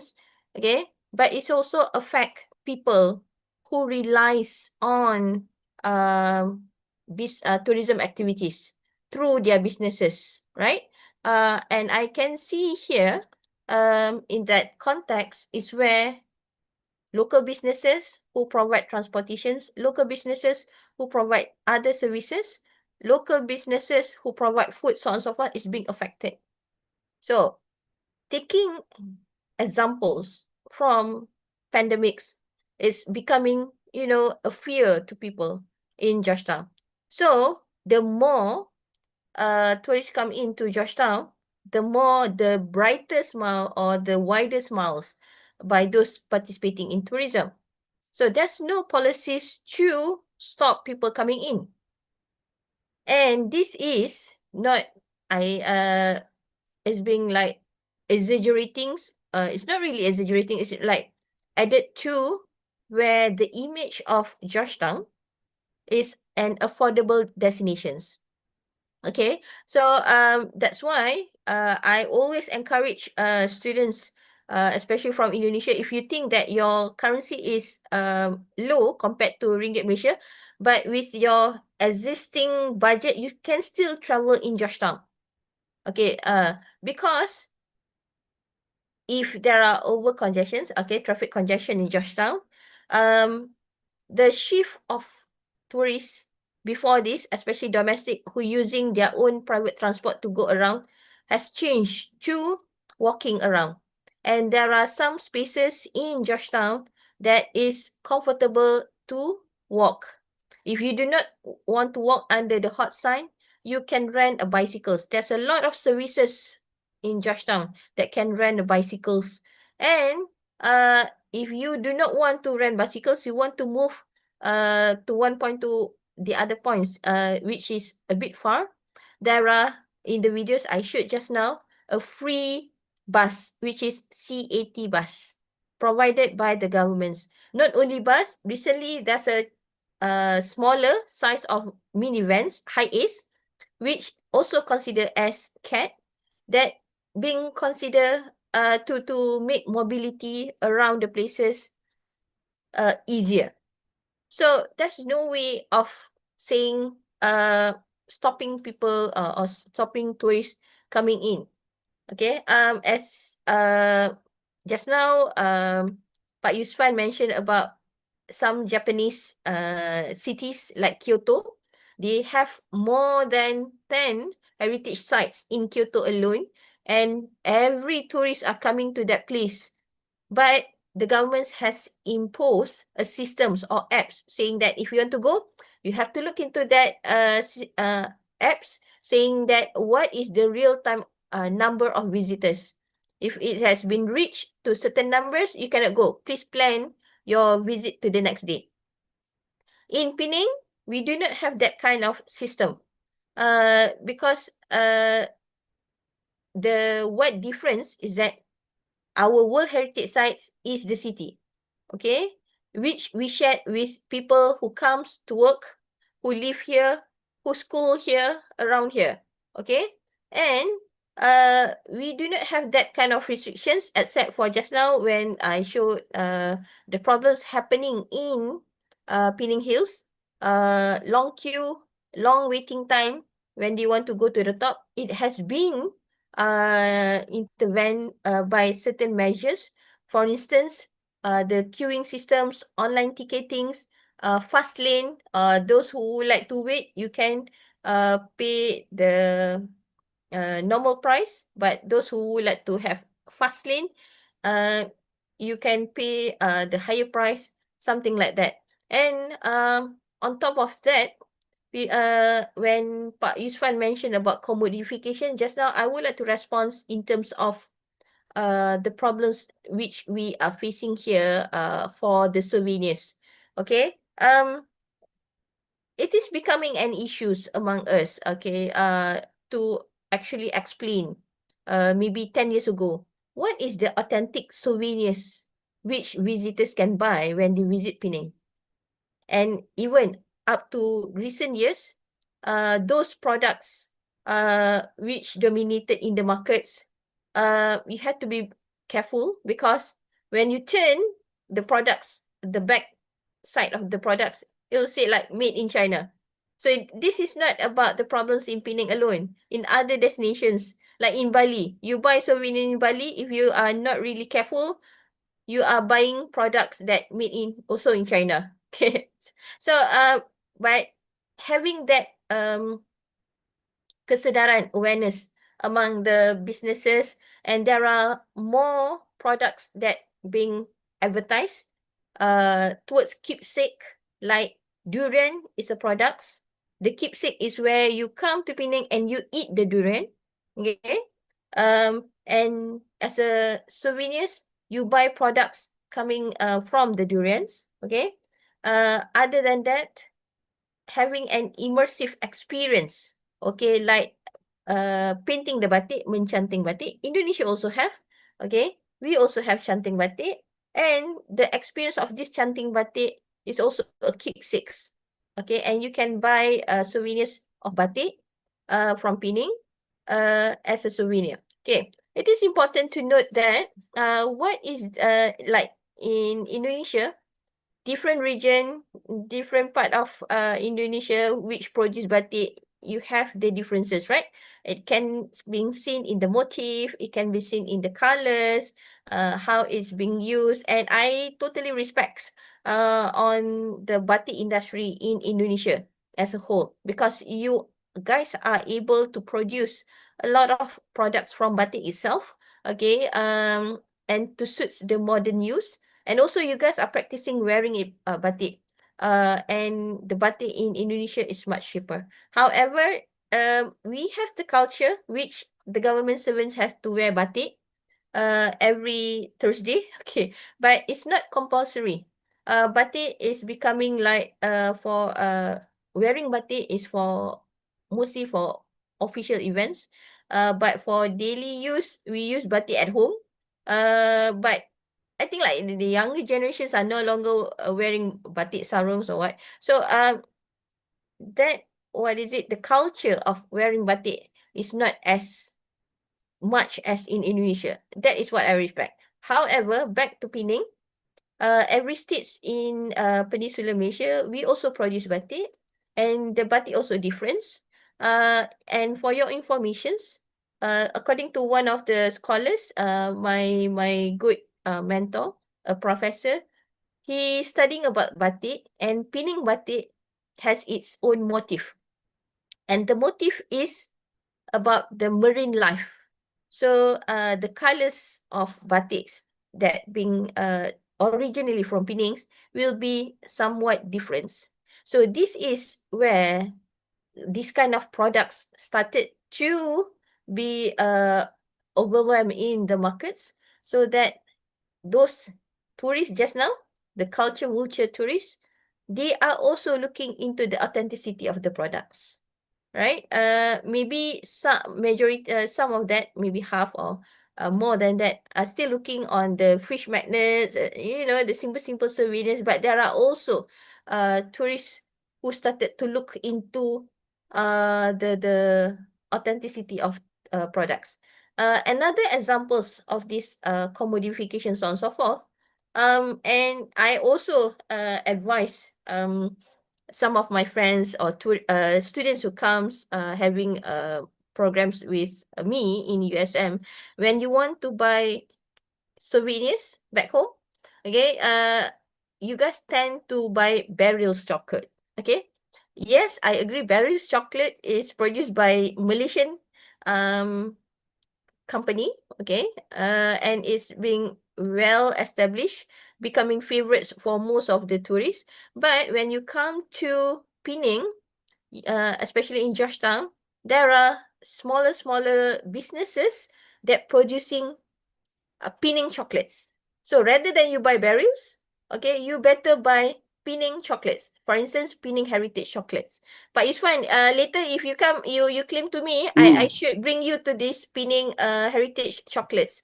It is a shops embed together with the gallery at the backs, and there are also a workshops which you can make your own chocolates. Okay, great. Yeah, and this started to make people aware, and the shop is located in the um core zones of Georgetown. Okay, at the end of the Armenian streets. So my friends is the what is it?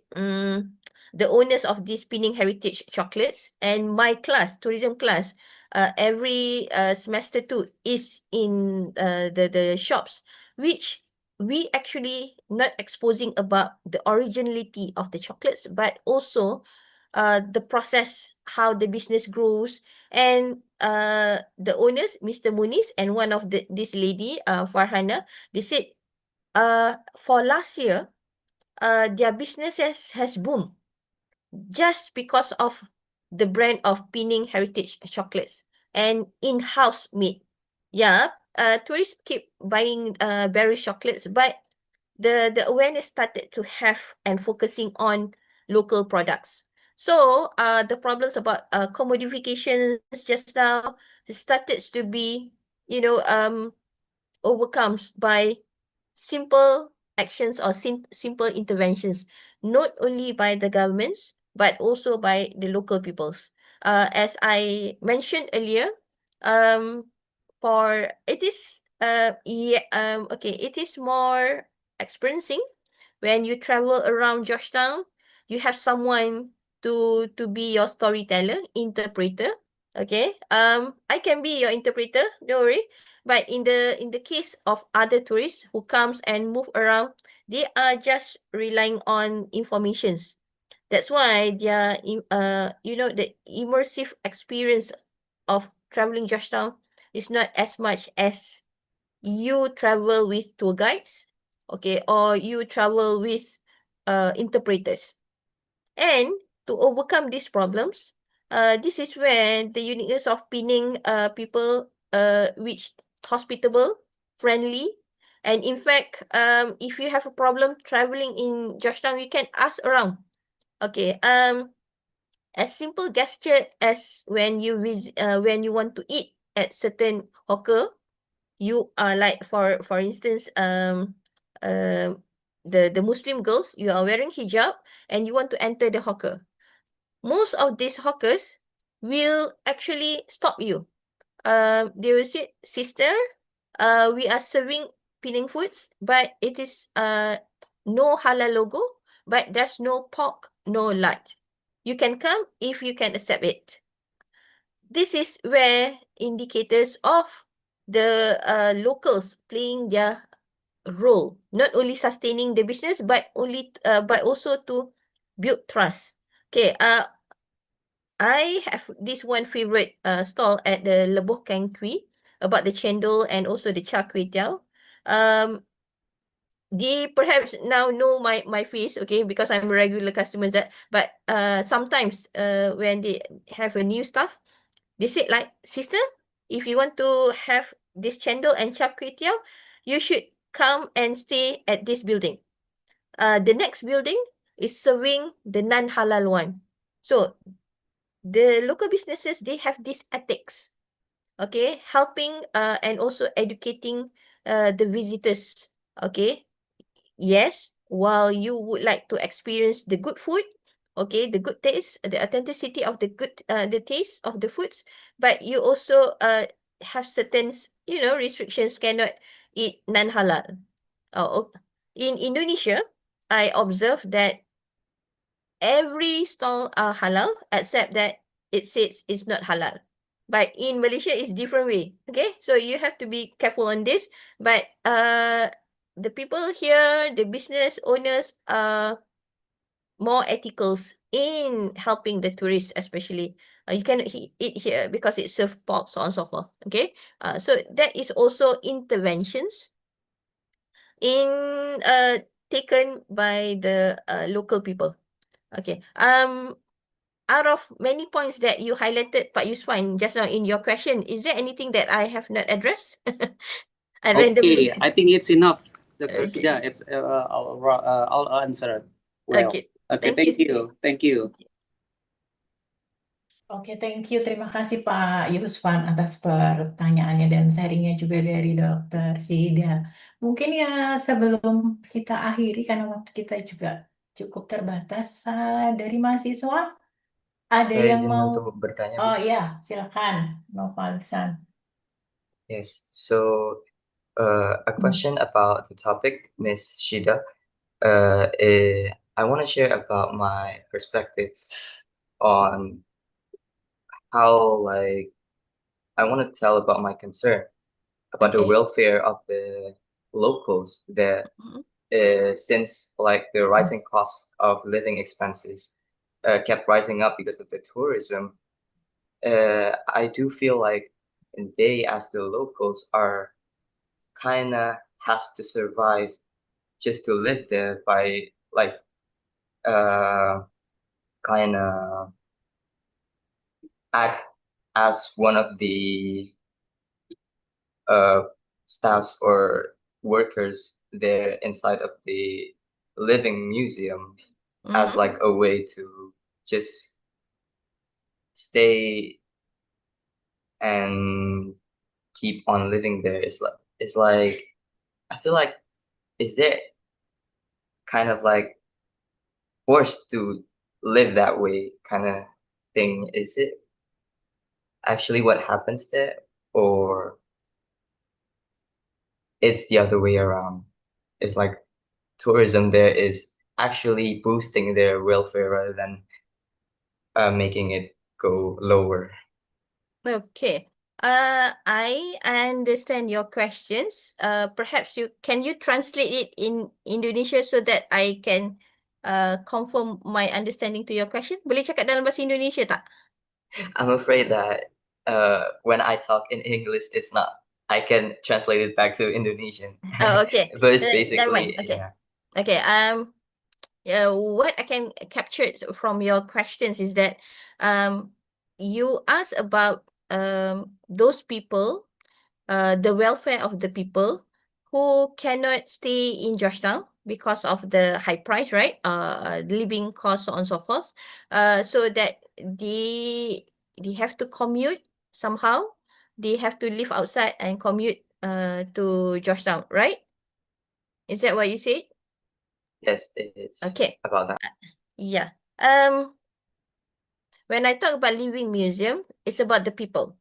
Okay, one of it is about the people who live, work, and have their routines every day in Georgetown. So these people is were being divided into different categories. Okay, number one, live in Georgetown. Okay, mostly they are the original people there. Okay, work in Georgetown. Okay, so they just commute within the Georgetown. Okay. However, some of them will live in the shop houses. Okay, maybe modest living. And some of them living in tanah wakaf. Okay, wakaf land. Okay.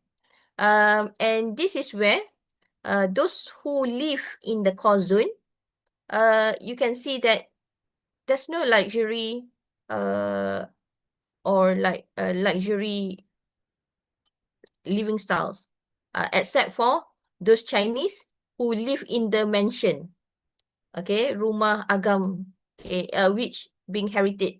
Uh, uh, the second category is those live mingling around. The second group is those who work and mingling around in Georgetown every day, but they are not staying in Georgetown. They are staying in other places. So other places is the neighboring areas. Okay, because urban sprawls in Penang Island started from Georgetown, and it spreads until USM. And in fact, USM distance to Georgetown is about 8 kilometers. Okay, so if I have to work to attend meetings, I will commute from USM, but I'm not live in Georgetown. No, I'm commute from USM to Georgetown, but I'm not living in Georgetown. Okay, but at the same time, I use facilities in Georgetown. Okay, the third one is those people who are not not working, but they are living surrounding of the Georgetown. So the urban sprawl of the points in Penang is started from Georgetown, and the adjacent areas is where we call it Tanjung Bunga, Tanjung Tokong, Batu Ferringhi, area Green Lane and others. Okay, which the price of the land is also expensive, but still manageable. Okay, so for all these three types, Georgetown, because Georgetown is not only World Heritage Sites, its role is the administrative role, meaning that there are buildings of government agencies, okay, that is located in the inner city of Georgetown. So, for instance, in Komta, the tallest building, it's housed many government agencies. Okay, embassies also being located outside the core zones of Georgetown, but still within the Georgetown. Okay, this is where when we want to talk about welfare. Welfare is not about people who live in Georgetown alone, but also welfare to people around here. Okay, when we want to talk about first scenario, welfare people who live in the core zone. Okay, this is where buying a house is very difficult. That's why there are a few spots in Georgetown core zone which is tanah wakaf. And this tanah wakaf has been converted into housing schemes, and it's open only for Muslim to purchase and stay there. Okay, one of it is that we do not want, especially Malays or Muslims that cannot afford to buy expensive house to go outside of Georgetown. And this is the role of the tanah wakaf to provide the housing schemes. Okay, for other Chinese ethnics, okay, there are many lands which belongs to their clan. Clan ni macam group of their peoples. Okay. Some of it is like shop houses, some of it is houses dan sebagainya. So they live there. And Indians also have an areas where most of the Indians stay. Okay. Most of them sometimes when they live in the shop house, okay, shop houses, di bawah itu business, di atas itu rumah. Okay. And there are separation areas, which these are the ongoing preservations by the state governments, which we should have areas which call kawasan Melayu, Muslim areas, Muslim enclave. And there are areas, these areas is between Masjid Kapitan Keling and also Masjid Aceh. That is Muslim enclave. There are Chinatown, okay, in Georgetown, areas where it's been concentrated for the Chinese, and we also have Little India, where Indians staying there, having business there. So there's a separations. It's not separations of what, but it's just to create the areas and also to commemorate the history of the place. Okay, the photos I show you on the screen right now on the left is called Armenian Street.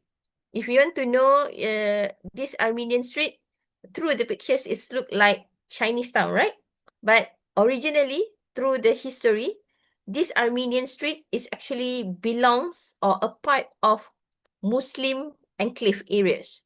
But due to the recent years, okay, when Muslim do not have the capacities to occupy the buildings, and Chinese come in with their businesses, turn it into a row of tourist areas selling souvenirs and so forth. So Armenian streets is representing Chinese area. This is what behind the scenes happening. There are many efforts has been taken for to encourage Malays to accommodate or to stay in the Georgetown, but it can be considered not fail, but partially most of these people, they said Muslim people or Malay people, they said they want to have a house. In order for them to have a house, like comfortable living, they choose to buy houses outside of this called zones or buffer zones. So most of Malays are living in Seberang Perai. They can commute every day. There are many staff of USM, Malays staff, who are having big houses, but it is in Seberang Perai. They said because of this kind of pressure, it's not worth having a house in Georgetown or even in land. Ini yang dinamakan orang kata indirect as a jihad economy dalam kalangan orang Islam. We are actually Muslim and Malays that are struggling to have more people living in the islands, but because of this pressure, not talking about Georgetown alone lah, the whole Penang Island, ini yang sebenarnya berlaku. Yes, Chinese dominated in Georgetown and also in the adjacent area like what is it? Tanjung Tokong, Tanjung Bunga, if there are a lot of housing complex, kebanyakan itu Chinese tinggal di situ. And in fact, if I'm staying near to USM, in my condominiums, it is like less than 10 units out of 134 units in the same buildings occupied by Malays. Okay, itu hakikat sebenar. Bukan sahaja orang kata welfare di orang Islam, orang Muslim di Georgetown, tapi juga di satu Pulau Pinang. Okay, back to the welfare just now. Actually, there's a sad stories about people in Georgetown. Previous years, okay, 2-3 years back, no, 2-3 years, I think 5 years back, particularly during pandemics, there are situations which sadden, yang sangat menyedihkan, where we have a lot of gelandangan, homeless people. So what initiative of the state governments to help this homeless people, because there's a lot, okay, is like building a shelter, transit shelter, and it is located in the buffer zone of Georgetown. So this transit shelter is where provide accommodations, tempat tinggal for the homeless, bagi makan, maybe basic orang kata medical treatments, okay, which allow them to stay at the transit center for certain durations. If they will be helped by the NGOs to find job. If they able to find new jobs and have money to rent out, they have to move out. So the transit center is one of the initiative with some sustainability practices, right? Harvesting the rainwaters and then menggunakan panel solar, using apa pokok menjala kan, plantings on the walls untuk reduce the heats of the building, so on and so forth. So menjadi one of the good models for not cater sustainability but also to help those homeless. Okay, the other examples of homeless is that just now I show you an areas where in the videos and areas where there's a lot of beca. And for your informations, most of the beca pullers, okay, pembawa beca itu, mereka adalah homeless. Okay, if you walk during night, middle of the night, you can see that these rickshaw pullers, they are staying, sleeping in their own beca. Okay, they are also categorized as homeless, which being helped. Okay, and during pandemics, when there's no business for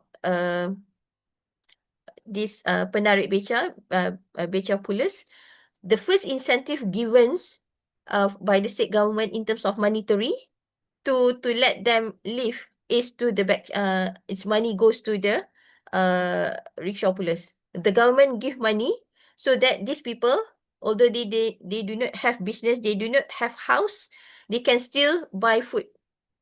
And there are another programs, interventions coming from the governments. This is where it is another layers not has been seen or being portrayed as, tourism, world-class tourism destinations. I hope that I give you some insights, okay? Cerita-cerita di sebalik to represent how this welfare problems has been catered by the Penang state governments and also assisted by the NGOs. Thank you. Menjawab ke tadi? Yes, Nishida, thank you very much. I was very curious about how it's truly happening. Like, it's Yeah. a living museum, but is it truly how it feels for the locals itself? And it was kind of shocking that the Pechak owners actually uh, has a sad story itself. And mostly Yes. because of the COVID, it's going to be pretty harsh on somewhat a place to visit. Yes. And also, just now when I mentioned about the homeless, these homeless, there are two categories, okay? The homeless is also a beggar, which most of it is not locals. They looks like locals. But when it's being investigated ataupun ditangkap, okay, the police will ask from where you are. They are like immigrants, illegal immigrants, like from Rohingya, from Bangladesh. So they comes and meminta sedekah. Okay, begging. The other one, homeless, is truly domestic, locals, Malaysians, homeless. And this, when we talk about homeless, it is not their choice, there's pressures from like families, from banyak lah, from many angles that makes them homeless. So the one that I said, the shelters provided by the governments is to cater the second one. Okay. There's a shocking stories about beggars. Malaysian is generally pemurah, generous. So there's a one time in the previous years, it's being reported in the newspaper where a beggars in Malaysia, I forgot where is the location, that time during fasting month, can earn about more than 1,000 ringgit a day. So you imagine, dia ni lagi kaya daripada orang yang bekerja dengan gaji yang macam saya ni. Okay, one day dia boleh dapat 1,000, dia begging. Dia pergi sana, pergi sini kan, minta sedekah. So that is actually an alarming. We also have beggars, but not that serious lah. Ada lah yang mencacatkan pemandangan di Georgetown itu, yang also being taken care of. So the police, the enforcers, they are doing the enforcement. Okay, usually when they doing the rush or enforcement, these beggars, the first categories, they will run and hide. And sometimes these beggars, there are syndicates behind them. There are gangsters who are covering them. Okay, especially the child beggars. But what actions taken by locals is that we usually ignore them. Okay, and also we also, like when we look into tourists who would like to give money, they say no, better not to give. So because they are sometimes scams, they are beggars that been controlled by certain syndicates. So that is also problems among Georgetown. Okay, not only the beautiful things, but not so good things, which I promise to share with you. Okay, kalau nak cerita, if you would like to have more information about this, it's better for you to come and experience it by yourself. Okay, thank you. Thank you very much, Ms. Shida. You're welcome. Yeah, okay. Thank you very much for question, Iksan, and thank you for the explanation, Ibu Sida.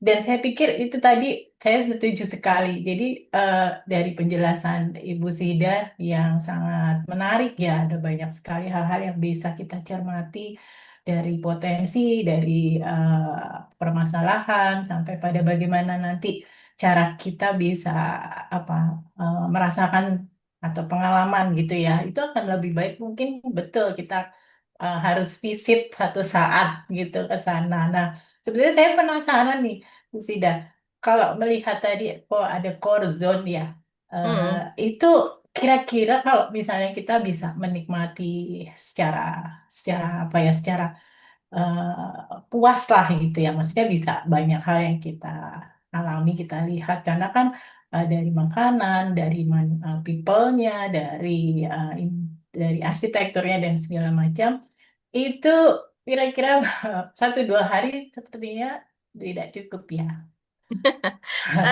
Ya, Ibu, untuk mendalaminya mungkin bisa lah. I believe this is important, as I said, guides and also interpreter.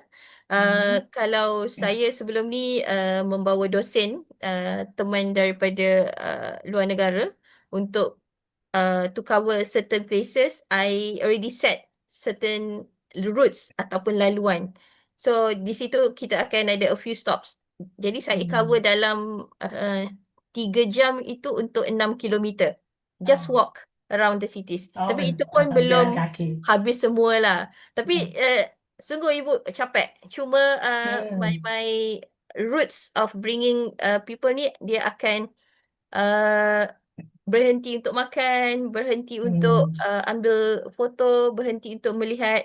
Ibu, kalau macam sebenarnya kalau seperti foto yang saya tunjukkan di sini tentang floating village ni, ya, ini pun ada cerita di sebaliknya, Ibu. So dia ada lebih kurang 5 ataupun lebih floating village, tetapi yang popular itu adalah Chu Jetty.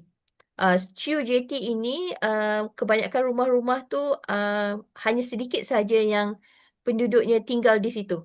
Kebanyakan yang lain tu sudah dikosongkan ataupun the owners mereka buat bisnes menjual, sebab tu turis lebih mudah diterima di sini. Tetapi ada juga mungkin 1-2 rumah yang akan letak signage di hadapan. tidak boleh melihat ke dalam rumah. Okay, Oh, mereka akan ya. tutup pintu, mereka akan tutup tingkap dan mereka akan rasa terganggu. Mungkin you can see on the muka expression muka Yes, mereka itu seperti tidak suka. Tetapi itu adalah pengorbanan terhadap turis yang datang. Tetapi berbanding dengan jetty yang bersebelahan tu, yang mana ada yang kurang, memang the local people said, yes, this area is open, but you cannot simply take photos. You cannot simply like touch or what apa pun. You have to look for permissions. Dia begitu. So dia mix reaction sebenarnya. Bukan semua tempat tu menerima turis lah, kerana like Pak Yuswan mention tadi, overcrowding kan. Ada setengah yang sudah mula menunjukkan, okay, don't take photos at of my house, okay. Don't peek inside my house. Macam tu lah. You cannot stand here. You cannot put anything in front of my house. Macam tu. Tapi ini berlaku di kawasan floating village ni, yang mana rumah itu sangat rapat. Kan? Kalau kita berjalan pun, kita toleh ke kanan ataupun ke kiri, kita sudah nampak rumah mereka. So this is where sometimes they close everything, but it's not convenience for them lah. Kadang-kadang mereka pun di laluan wooden platform ini, they don't care about those who are walk on it. Mereka akan naik basikal, mereka akan naik motor, kerana to them, this is my area. I used to ride motorcycle on this platform, and you guys give me ways. Macam tu lah. Dia sometimes ada yang written, the do and don't. Sometimes dia ada unspoken rules lah for this kind of areas. Yeah. Jadi ibu bisa kalau 2-3 hari, 2 hari lah, really immerse in the zone. Yeah, because there are I mean like jika kita, okay, my recent experience to Singapore also have like Bugis Street, there are Chinatown, so on and so forth. But the feel travelling in Singapore itu jalan sedikit duit, mahu masuk attraction juga duit.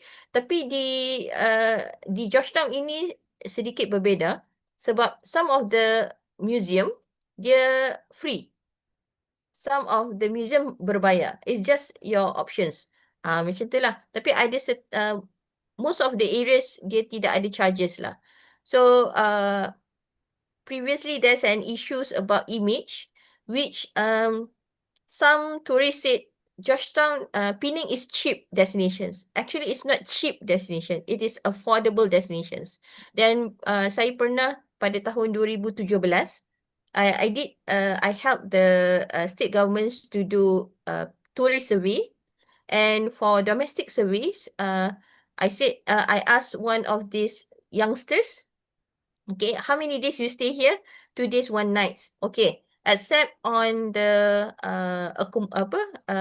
travel expenses, maknanya mode of transportation untuk datang ke Georgetown, how much you spend in Georgetown. So for 2 days, 1 night. And it's very shocked that some of the respondents said it is as cheap as 50 ringgit, 100 ringgit. When I asked what you actually buy, oh, I stay with my friends in like cozy accommodations, which is murah lah. Okay, hotel di sharing di Georgetown ini. Dan kemudian makan murah. I don't rent bicycle, but I able to walk around. And the expenses is like between 50 ringgit to 100 ringgit. And actually it's an alarm, is a good to tourists, but it is an alarm to the state governments. And therefore, when there are promotion site, when they say like Penang is cheap, the state government will encounter that Penang is not cheap, Penang is affordable. So I mean like cheap to give a negative impacts on it. Is it's affordable. So as a case studies for students from this faculty, you definitely you can survive if you travel to Georgetown. Ada direct flight kan ibu ya, dari Surabaya ke Penang? Yeah. Yeah. So Yeah. Ya, tinggal di hostel. Jadi kalau ada program nanti Ibu ya daripada Brawijaya mahu ke USM, tinggal saja di Outbound ya, hostel. Dokter Sida ya. Hmm? Kita bikin program outbound bisa ya. Iya bisa. Tapi Ibu Iya, nanti memang. mahasiswanya jangan tinggal di Mahasiswanya. hotel. I help you to get hostel di Ya. USM. So one day like sharing room of two, you just pay 25 ringgit. Okay. Kemudian mahu ke Georgetown, naik Grab ataupun naik bus sahaja. So in Georgetown, you can move around, eating local foods. I think like tidak banyak lah Ibu. But tidak banyak expensesnya, cuma banyak yang boleh dipelajari.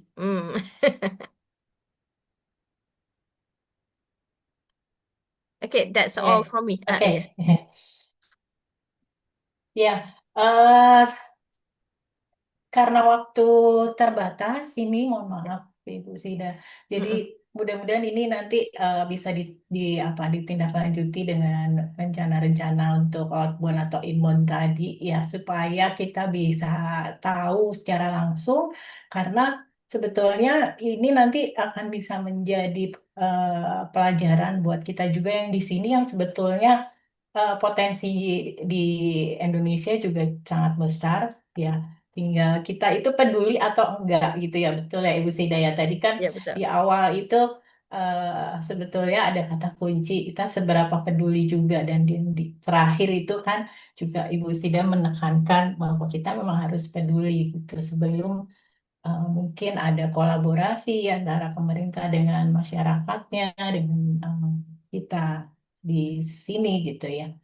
Ya, mungkin tadi Bu Emma juga sudah menyampaikan ke saya untuk sekalian menutup. Jadi terima kasih sekali lagi atas kehadiran Ibu Sida, atas sharingnya. Mudah-mudahan bisa kita lanjutkan nanti di bulan September, ya, Bu. InsyaAllah. Iya, ya terima kasih juga untuk adik-adik dan Bapak Ibu dosen yang sudah menyempatkan hadir. Ya, masih ada Bu Lisa. Bu Lisa, barangkali mau menyampaikan penutup kata penutup atau ini Bu Emma Ya, juga sudah penutupan. hadir lagi. Silakan, Bu Bu Emma. Lisa aja, monggo Bu Lisa, Tuh. silakan. Iya, intinya bahwa kegiatan pagi hari ini alhamdulillah berjalan lancar gitu ya. Adik-adik juga eh, apa rasanya bisa menikmati dengan sangat baik gitu. Diskusinya juga hangat, banyak juga yang bertanya, artinya bahwa ini kepedulian adik-adik terhadap ya wawasan tentang apa namanya heritage ini luar biasa. Dan kami sekali lagi berterima kasih Bu Sida Irwana Omar yang telah menyempatkan waktunya gitu ya untuk kami semua di sini untuk menambah wawasan kami, ilmu kami luar biasa. Sekali lagi semoga tidak berhenti di sini yang namanya kolaborasi bergandeng tangan antara Universitas Brawijaya dan USM Malaysia. Semoga masih ada kegiatan-kegiatan lain berikutnya gitu ya, bukan hanya di tahun 2026 ini, tetapi InsyaAllah. 2027 dan seterusnya. Kita teruskan ya Dokter Sida ya untuk kolaborasi internasional ini ya demi peningkatan kualitas mahasiswa baik yang di Indonesia maupun di Malaysia. Kunjungan Dokter Sida nantinya di tahun ini sangat kami harapkan semoga semakin mempererat eh, ya bukan hanya kolaborasi akademis, tapi juga persaudaraan itu yang penting. Saya rasa InsyaAllah. itu terima kasih sekali. Sehat selalu, bahagia selalu untuk Bu Sida, Bapak Ibu dosen semuanya, dan terutama adik-adik yang kami sayangi. Tetap semangat menuntut ilmu, tapi jangan lupa bahagia. Itu saja dari saya. Terima kasih. Wassalamualaikum Ya, warahmatullahi wabarakatuh. Waalaikumsalam warahmatullahi wabarakatuh. Terima kasih Bu Lisa. Ya, sebelum kita akhiri, sekali lagi mungkin mohon Bapak Ibu dan mahasiswa bisa membuka dulu, bisa on cam dulu sebentar untuk kita dokumentasikan.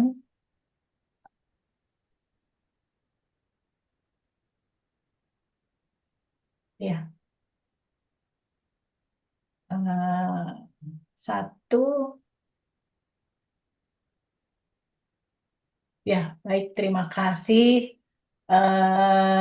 Sekali lagi, mudah-mudahan apa yang disampaikan oleh Ibu Sida dan diskusi kita hari ini bisa membawa manfaat yang luar biasa ya nanti untuk yang akan datang juga. Eh, Terima kasih. Eh, kita cukupkan di sini. Sampai ketemu kembali ya. Assalamualaikum warahmatullahi wabarakatuh. Selamat siang. Waalaikumsalam warahmatullahi Assalamualaikum wabarakatuh. warahmatullahi wabarakatuh.